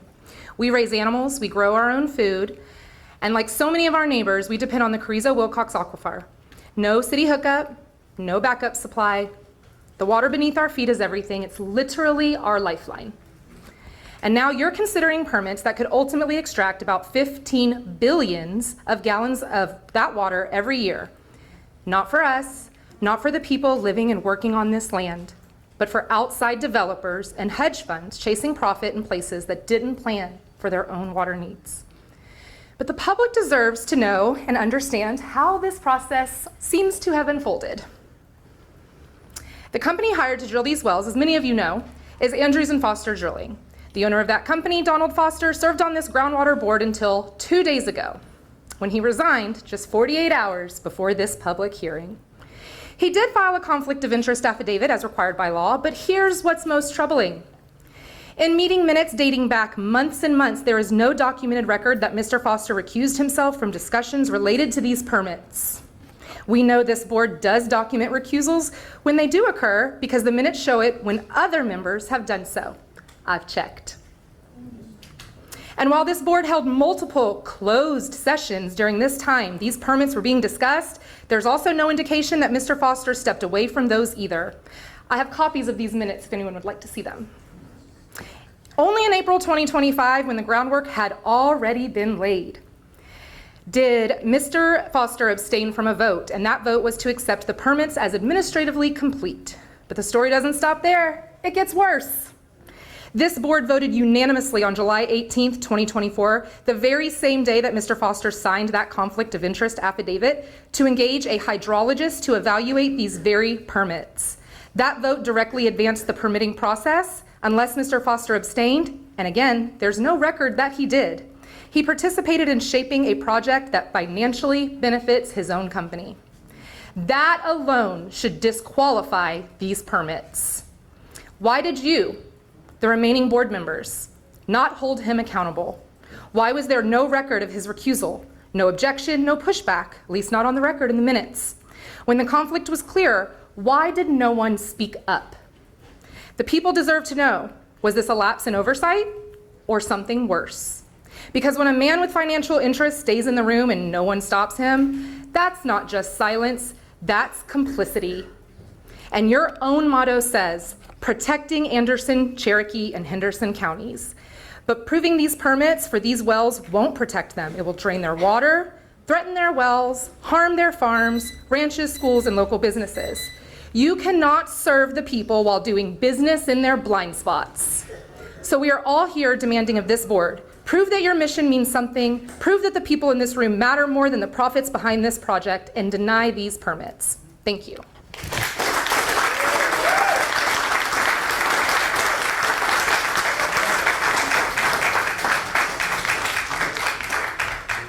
Smith.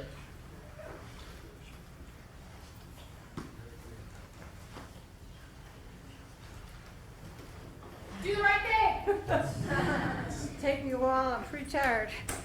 I just want to say, you know, some people said, well, I'm not going to repeat it because it's already been said. Well, it needs to be said time and time again. You know, we moved to East Texas in the 70s. We've drilled 3 wells, okay? The last one I did in 2020 to get deeper, to get water. My parents didn't have the money to drill 2 wells before me. You know, they worked for the state, and she was a teacher. Okay, these are the people that are here complaining, okay, about this. So, you know, I had a lot to say, but, you know, I'm tired now, so maybe I can think of it. You know, I knew about this 2 days ago because I happened to take time to get off my tractor and look at Facebook. Otherwise, I wouldn't have known. Okay, there was a letter sent that says, well, let them get half of the amount of water they're asking for. No. What's going to stop them from getting the whole amount, like a lot of other people have said? They're going to drill and drill and drill. I lived in Kendall County between San Antonio and Bernie. At that time, I was able to drill a well. However, Valverde was already trucking in water from San Marcos and other municipality waters. Okay, they were out of water, and that was 16 years ago. So, we don't want to end up like that. Wells are expensive. 2021, during the freeze, I didn't have water. I didn't have drinking water. I didn't have running water, and no water for my cows, okay? So what did I do? I made do. Luckily, Mama taught me, put water in jugs so you can flush the toilets. So I could flush the toilets, but I couldn't water my cows or drink water myself. So after the 7 days without water and electricity, my well froze. Then I had to pay a well cost, and it was another 4 days before I had water for me and my cows. So y'all need to think about all of that, because it could be your family. Thank you.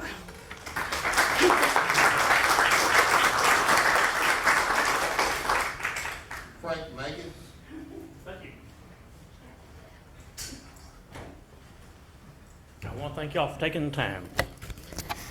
I'll be surprised if y'all grant the permits under all the stuff y'all have heard today. But, okay. I'll be surprised if y'all grant the permits under everything y'all have heard today. And they're talking about 15 billion gallons a year. A billion is a big number. It's something we hear all the time. $1 billion here, $1 billion there. Soon you're talking about real money. But 1 billion minutes ago, Christ had 9 years left in his life. It's a big, big number. And we're talking about 15 times that number here. And I just want to say, poor, poor Mr. Bass. I'm through. I'm done. Thank you.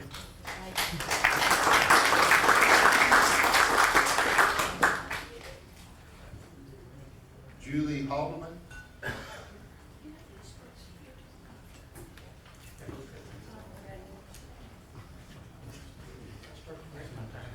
Hello, thank you for having me today. My name is Julie Haldeman, and I'm a 6th generation rancher in Van Zandt County. In 2004, my water became filled with iron. My well was running dry, and I had to have a deeper well drilled. Furthermore, we have around 400 head of cattle. We have several spring-fed stock tanks we rely on, especially during droughts. If they are permitted to take billions of our gallons a year out of our aquifer, our levels will drop significantly in a short amount of time. The spring-fed tanks will run dry, ranching won't be viable, mass cattle sell-offs will begin. In closing, people won't be able to drill wells deep enough. Our communities will have to relocate. My niece won't be able to be a 7th generation rancher. Years of family traditions and skills handed down will be abruptly stopped or lost. Water is life. Without it, entire counties will dry up and become unusable, unlivable. Thank you for your time.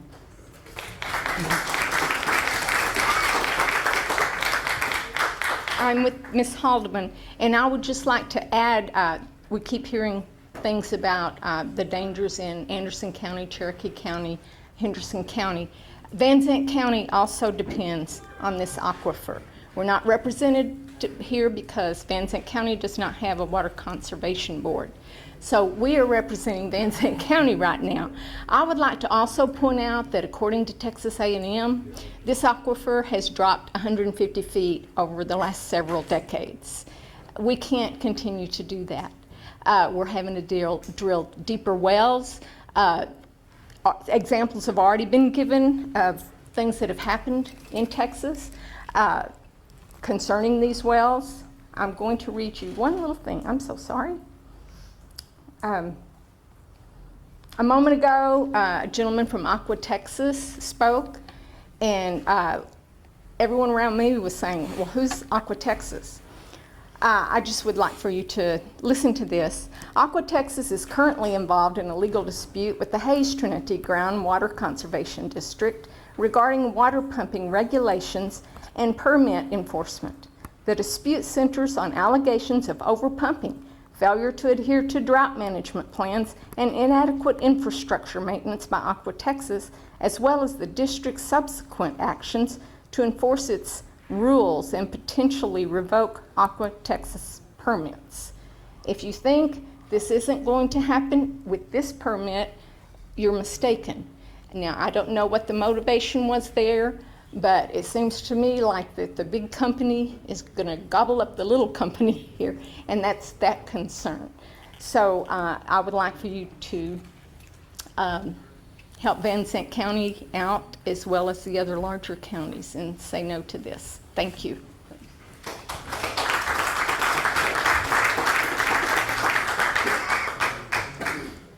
Mayor, and I can't pronounce the last name. Sai? Yeah, just call me Sai.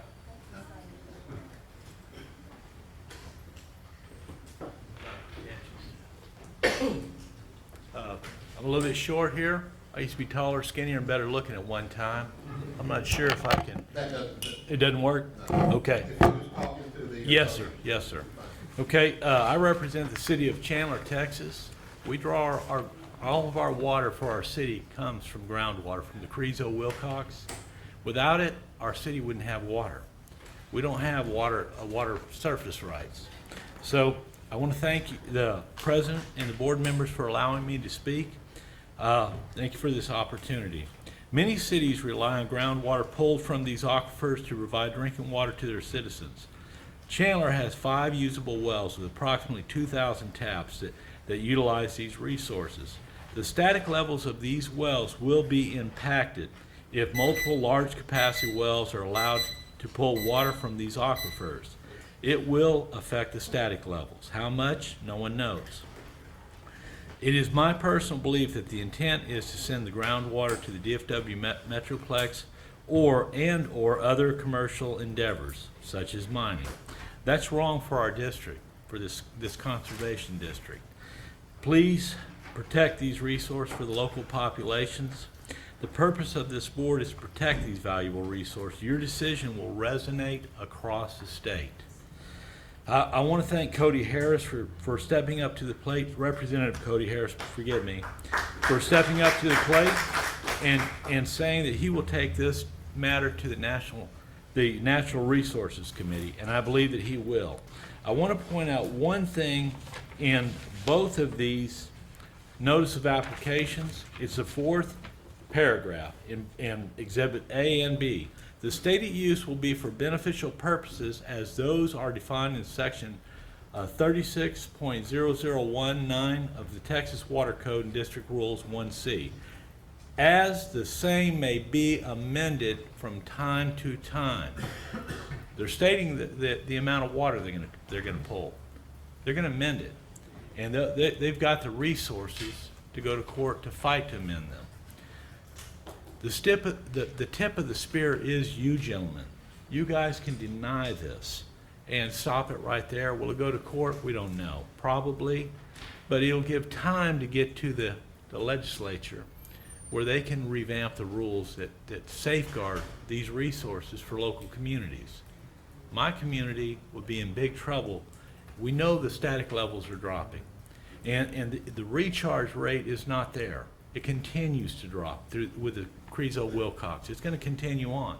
And the more we draw from it, the worse it's going to get. Please, please, please protect these resources. Deny this application, please. Thank you for your time.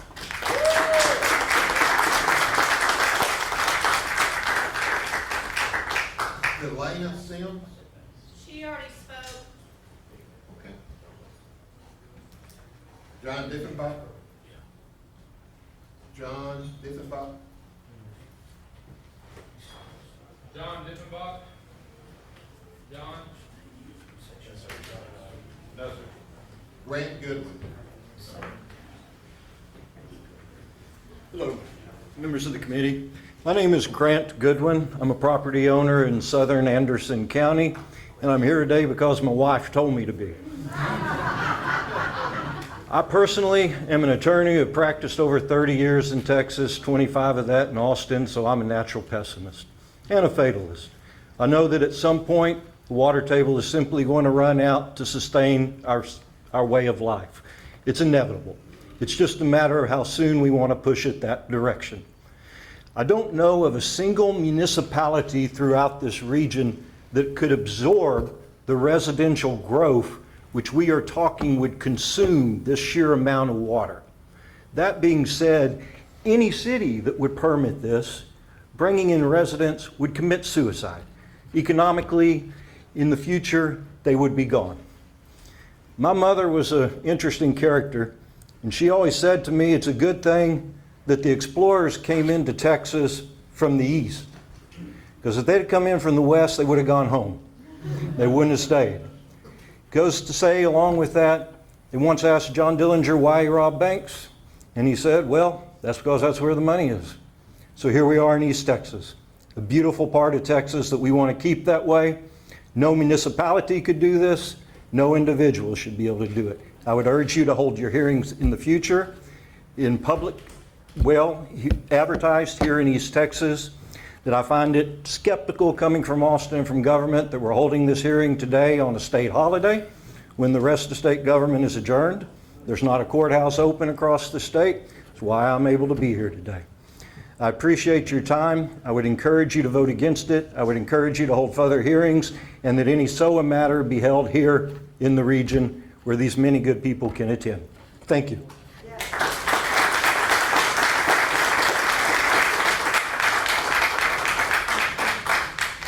Andy Mowers. Andy Mowers, M-O-E-R-S. She left. Okay. And then I have Chase Palmer.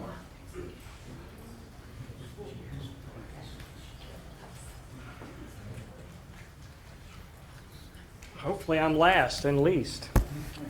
My name is Chase Palmer, along with Ben Matthews, who's not here today. We represent the following water supplies in cities. So I just want you to have an understanding of some of the people who are also against this application. We've also filed asked you to have a contested case. But these are our clients: Kraft Turney Water Supply Corporation, Concord Robbins Water Supply Corporation, Norwood Water Supply Corporation, Rusk Rural Water Supply Corporation, Virginia Hill Water Supply Corporation, RPM Water Supply Corporation, Walston Springs WSC, Dialville Oakland WSC, Maydale WSC, Alto Rural WSC, Houston County WCID number 1, and the cities of Crockett and Rusk. And that's a lot of folks. And that's a lot of folks that live in your GCD. Every single one of those folks are in your GCD with one exception or two exceptions, and those are right next door to you in either Leon or Houston counties. It's going to be a horrific situation if those water supplies have to go figure out a way to drill water wells. It costs upwards, and I've got some of my clients right here, it costs upwards of $1 million, correct?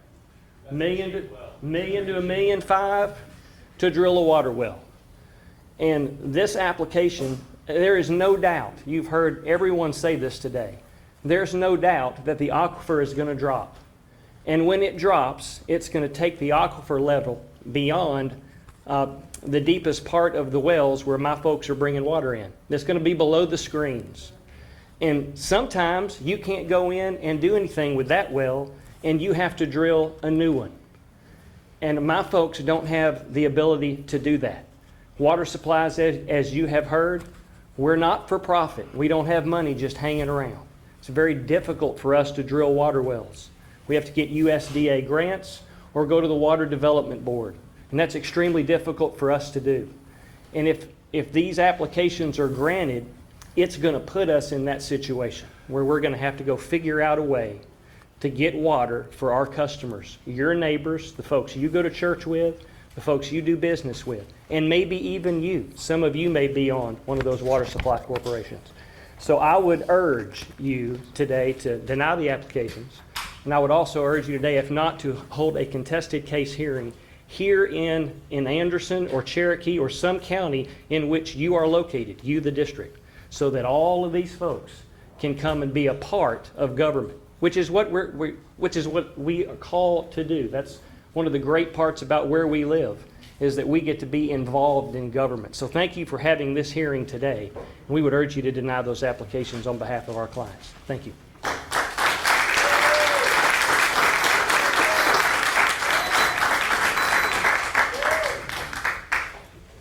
Ladies and gentlemen, that is all the people who have signed up to speak.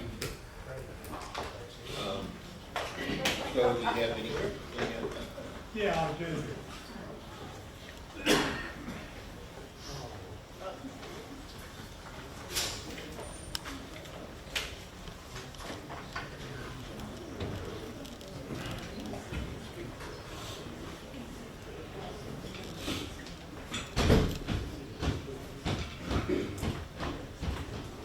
I'm going to stand this way because I want to address you, because you have a decision to make. And that decision is how to go forward from this point. Now, several things, serious misunderstanding of what the law is, has seemed to have driven a number of the speakers. One, the water code provides that you set the place for hearing if you refer this to SOA. It's clear that they're not going to have it in Austin unless you order it in Austin. Secondly, the applicant has filed a request that you refer it to SOA. And as I read the statute, it's not discretionary at this point. An underlying issue, a major issue at this point, is who has standing to be a party to actually contest these applications. And the law says it has to be an affected person, either personally, property, rights, but not as a member of the general public. So you've received over 2,000 requests or contests for this. Now, how many of those, when you go through the process, actually meet the criteria for being an affected person and having standing to pursue to be a party? Anyone that pulls out of the office. And that's the first thing that SOA will have to do. And please don't make Penny do it. Okay, let me share something with the people here now. We will have the SOA hearing in Palestine. It will not be in Austin. It will be in Palestine, and if we can have a second SOA hearing, it will be in Athens. You understand that?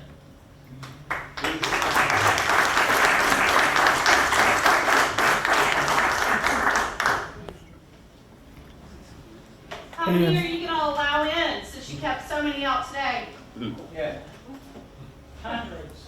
that wasn't deliberate, ma'am. That wasn't deliberate at all. We want y'all to know that. We're looking out for everybody's best interest in spite of a few things that were said. So I just want to say that as a board member for some time, okay? By the time we realized we were going to have a large group, it was too late by law for us to change the venue. To change the venue. You learned from Palestine. We have to find that location. But notice will be published and it will be posted on the district website.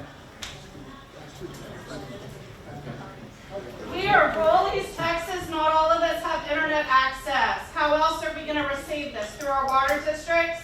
Via mail? Mr. President, can I have a second? I'm sorry, who has? I'm Judge McKinney, Anderson County, Palestine. Judge McKinney, yes, please. I talked to your staff this morning, and I volunteered our annex where we had the town hall meeting for the hearings. We held about over 200 people in that multi-purpose room. It's designed like a courtroom, or also I have a courtroom right across the hall, so we might combine those, figure out a way to do something. Right now, I'm working with Visionality to put some new PowerPoint screens up, so maybe there's some way we can show it in both rooms at the same time. We have the high school gym. Yeah. High school 500 Ma'am, in answer to your question, I'll put it on the local television stations. We put it in the local newspapers, but we had complaints about that. So we'll put it in the media where we can. There's very few people that knew about it. I promise you, very few. Very few. I organized 50 people to show up today in 24 hours. Notice. Okay. One thing, this is kind of personal for me, this issue. It's so far as science, and somebody's made the absolutely true observation that if you need an expert opinion, you want to hire somebody that wants to go along with, that's going to support you, not undermine you. But the science that is needed is for you, the applicant has its reports, and they have done exhaustive report.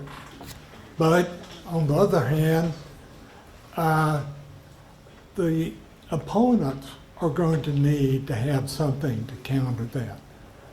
And I don't think any of us are qualified to read through those.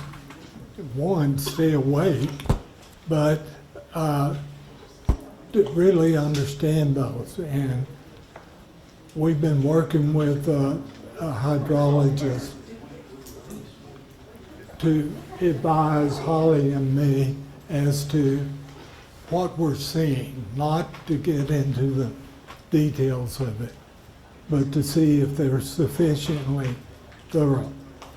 So if my word is to the folks that want to contest it, they're going to have to do their own homework. And we have a time schedule that we have to meet that's specified in the water code. What was that, Holly? 35 days. 35 days. Is that what you're looking for now? 35 days From, where we need to schedule the preliminary hearing.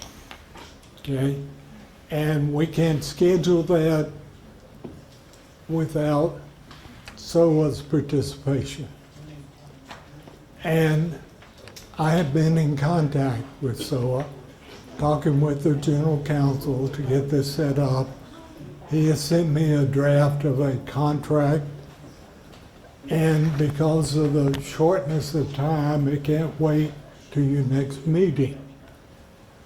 And I would recommend that you authorize your general manager to complete that contract on your behalf. And that's going to take a motion. Is that they recommend and we make a final decision? Absolutely. Because if it's any other way, we don't want it. No. They prepared a summary of the evidence in the law and make a recommendation to you. It's called a proposal for decision. That then comes back to you to make the final. That's gonna be in a written contract. That's gonna be in a written document. Yes, oh, absolutely, yeah. For those of us that have practiced administrative law, we know that. Please use the microphone, you can't hear back here. Anyway, I would recommend that at this point, you call for a motion to authorize Penny to contract with State Office of Administrative Hearing. Could you say that louder, please? We can't hear you. With my hearing aids, I could hear me just fine. It's not about you. What did But you say?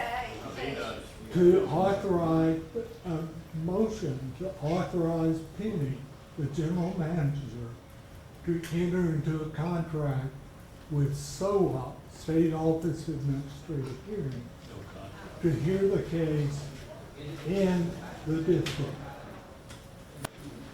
But the decision. But the right now decision is here. is there, So why do you bring in another group? I'm confused. because there's gonna be days of testimony, experts. It's a very technical and complicated process. So what would just happen- vote to deny? What would happen if this proposal permit were denied? It would save time, but Yes, it's enough, tell me more. And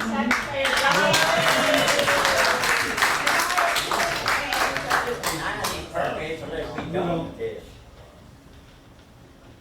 you're familiar with the phrase arbitrary and capricious.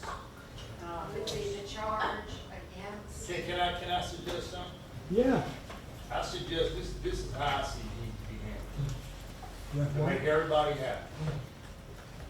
You need to give these states or these counties time enough to get their evidence together, get their scientific data. Bass has already got his, okay? Now, a lot of these people didn't realize what was coming. So I think what would be fair for the board to do is take this in consideration. Is to allow these counties to go gather their information, give them a set days, 45 days, 60 days, however long it may take. Keep the SOA judge out of it for right now. And try to work it out in a month. Let me finish. It gives Mr. Bass an opportunity to come into the community, work alongside the counties and the commissioners and the judges, whoever else wants to be a part of it, whether it be the water board or whoever.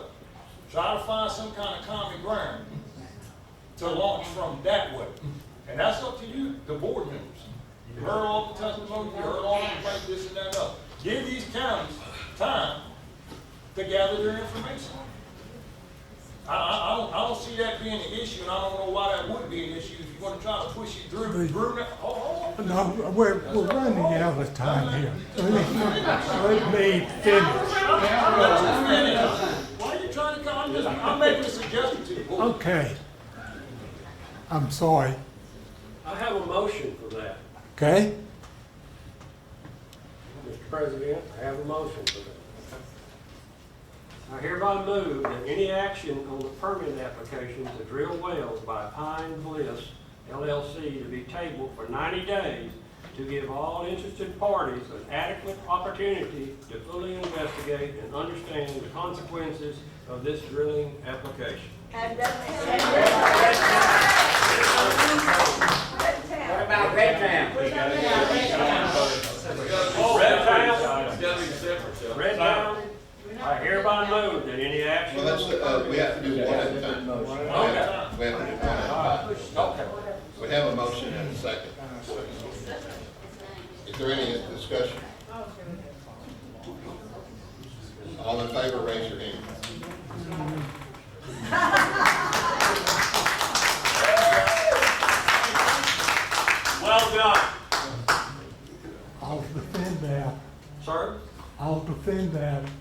but there are deadlines set out in the water code.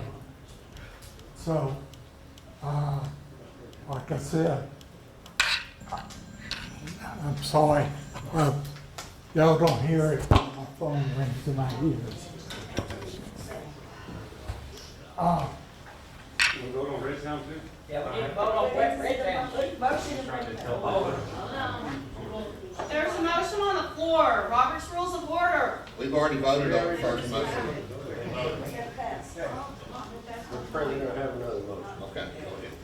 I hereby move that any action on the permit application to drill wells by Red Town Ranch Holdings LLC be tabled for 90 days to give all interested parties an adequate opportunity to fully investigate and understand the consequences of this drilling application.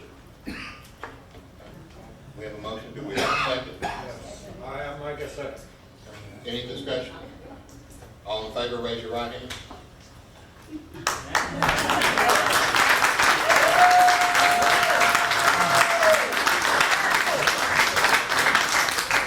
May I make a suggestion? In your first statement, or no, wait, it was your statement. Try to get the parties together and resolve it. And I would like to see the parties mediate after that time is period. Which parties? It can be after. State. Please. Use your mic. Use your microphone. Use your mic. We can't hear you. I want to hear you, John. You'll have to talk. Okay, I'm sorry. I was trying to hear Mr. Douglas. But we can't. Okay, The motion was made past 90 days. right? This will be a new motion.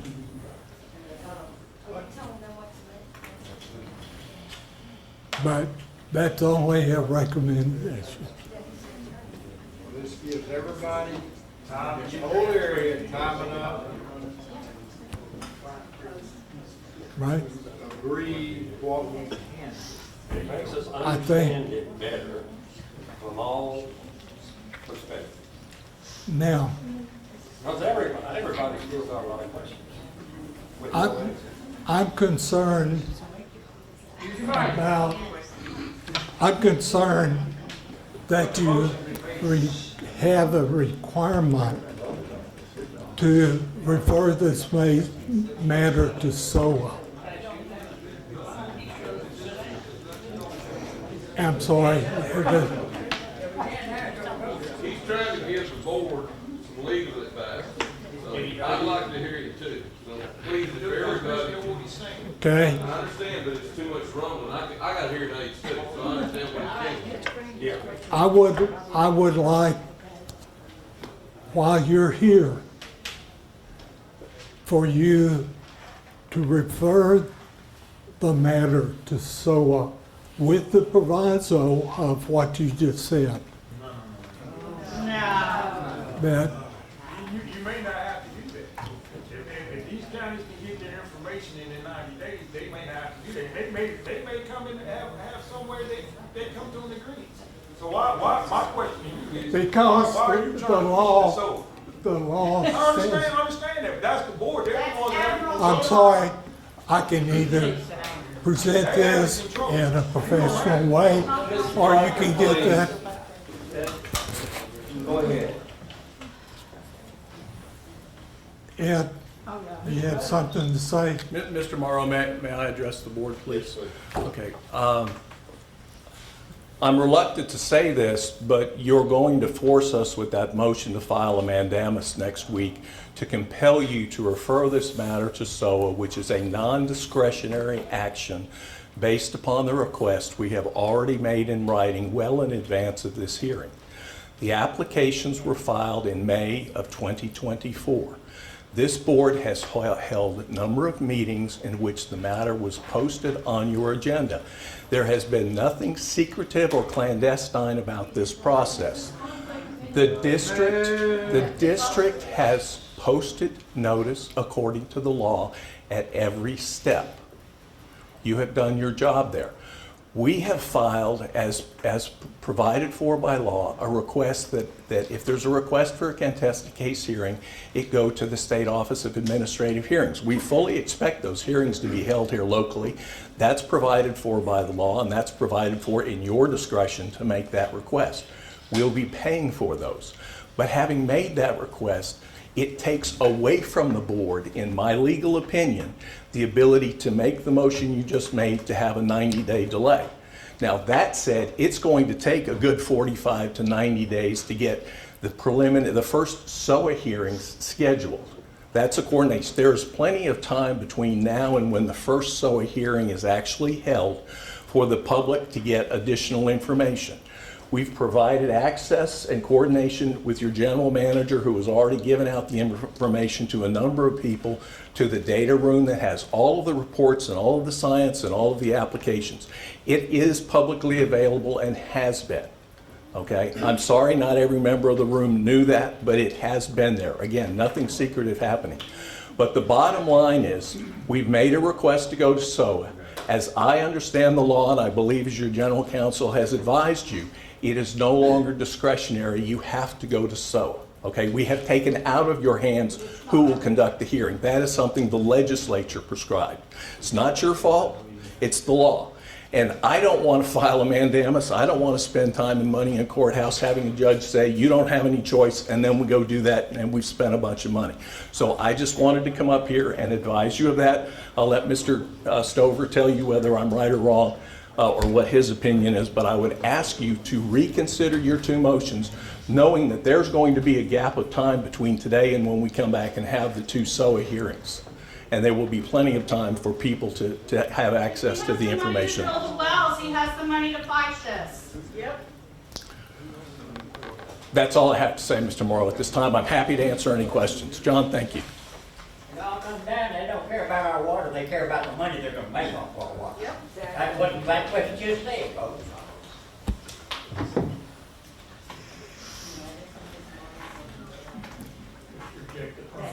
What I see is what Mr. McCarthy was. What I see that people are wanting, and the board, is not contesting the SOA hearing at all, but they want time. They want time prior to the hearing. And you're saying the law says 35 days? Well, to schedule, it doesn't have to be held. And I agree with that. Knowing how SOA works, you're not going to get anything out of them in less than 60, 90 days. And we can request that nothing be scheduled for 90 days. We can request that nothing be scheduled for 90 days? Yes. But it doesn't have to be followed, it's just a request, Joel.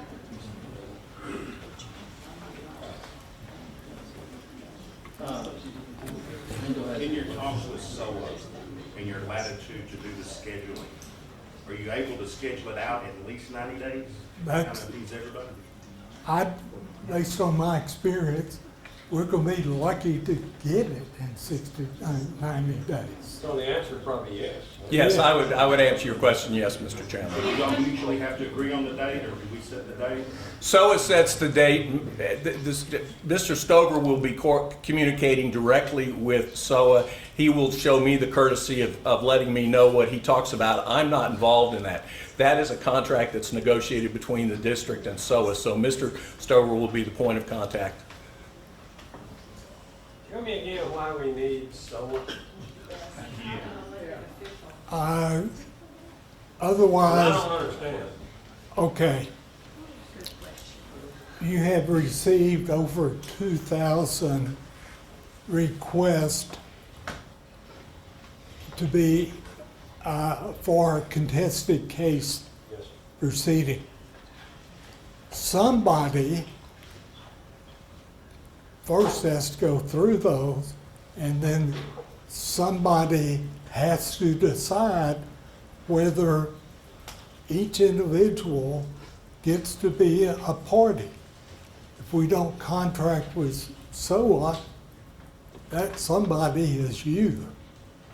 We're looking at probably at least a 2-week, 8-hour-a-day hearing that someone's going to have to administer over and be there every day. If the board were to do that, that would tie you up for 2 weeks. If you were to hire a private administrative law judge, they would be in that role. The State Office of Administrative Hearings is set up for this purpose.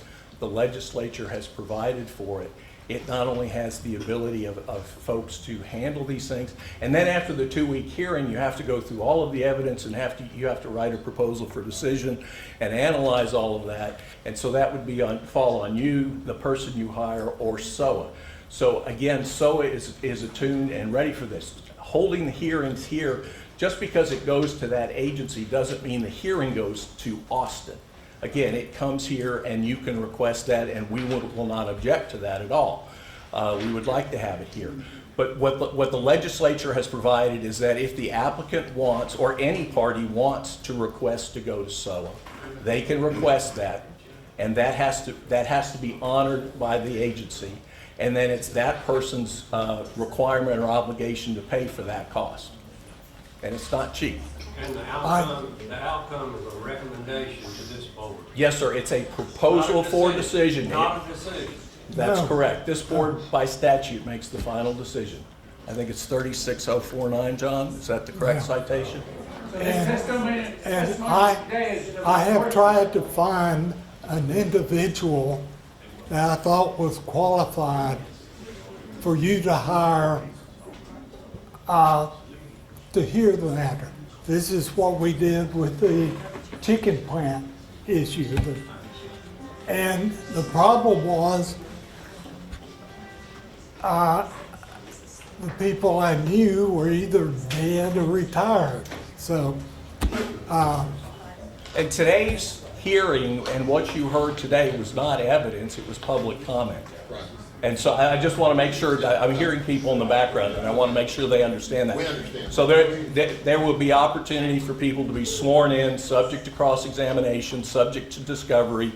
It will be like a regular hearing. We'll probably be doing pre-filed testimony, depositions of experts. SOA also has the ability and trained mediators to do mediation if there is a change of heart with the people who are in the hearing to actually sit down and mediate. So those are all opportunities and services provided by SOA. And again, the statute provides that once that request is made, it becomes non-discretionary for you to send it to SOA. Where can I find the definition of effective? What was it? I believe it's section. Effective person? I believe it's section 36.415 of the Water Code. yeah, I have it flagged here.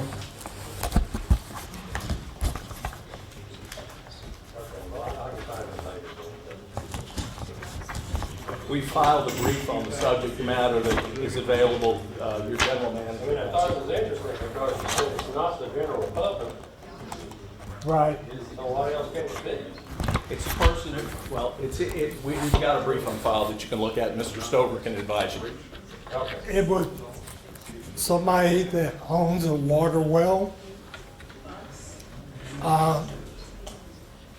Somebody, well, that's the principal way to be an effective party. And yeah, they're effective because what the applications are for, they have Person that. or person that owns waterway. Correct. Yeah. So, that's what the ALJ has got to sort out for.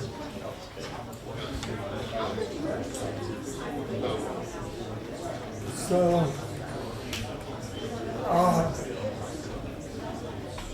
be a motion to refer the matter to SOA with the proviso that they don't start for at least 90 days.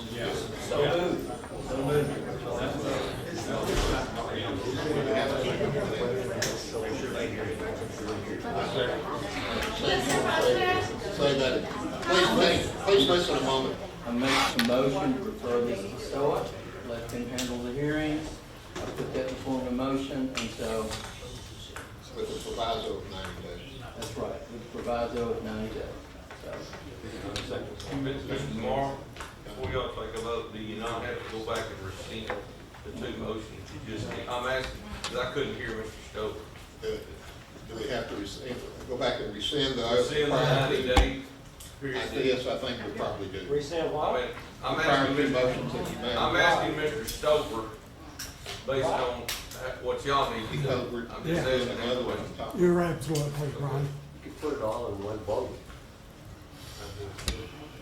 I have a question about water bills before y'all do this. Okay. My question is you're saying persons that own the wells, what about the water districts that own the wells? They would be entitled to see party status. What about the people that are on those water districts? They use those wells. That's a hard question. I don't have an Under answer. I don't constitutional have an law, it answer is to not. that. Under admiralty law, it is. We are now constitutional. I would like to make a statement, and I know this is Well, totally unusual. could you wait just I a can minute? wait a minute, yes. So what was the ending? We have the two motions that you made, but we need to rescind those motions and vote on the one that Sam said.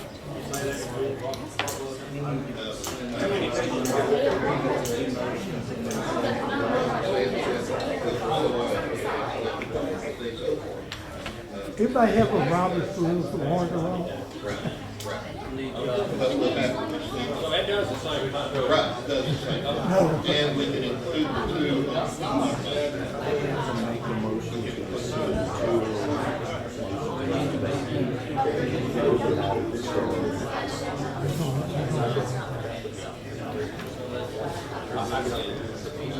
It does the same thing. It does.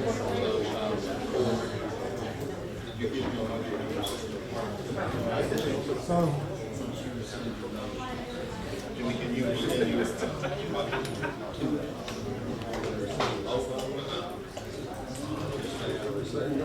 say aye. I move to rescind those prior. order! 90 day suspensions to Pine Bliss and Red Tail Ranch. I second. Okay. Okay, all in favor say aye. Aye. It does the same thing as the original. Okay, now there's another motion coming right here. Go ahead. Didn't we already vote on that motion? No. I think we ought to restate it. We have to restate it. Okay, help me with this. I make the motion that we appoint SOA to handle our hearings. And With the proviso of at least 90 days. within 90 days. After Not 90 within. days. Excuse me, after 90 days. You got that? You got that? Tim? Y'all have that? All right. Okay. I need a second. I'll second. Okay. All right. All in favor, raise your right hand. Okay. Did you get that? Okay. You're done. Okay. I need a motion to adjourn. I make the motion, we adjourn. Okay, and a second. All right. All in favor, say aye. Aye. We're adjourned.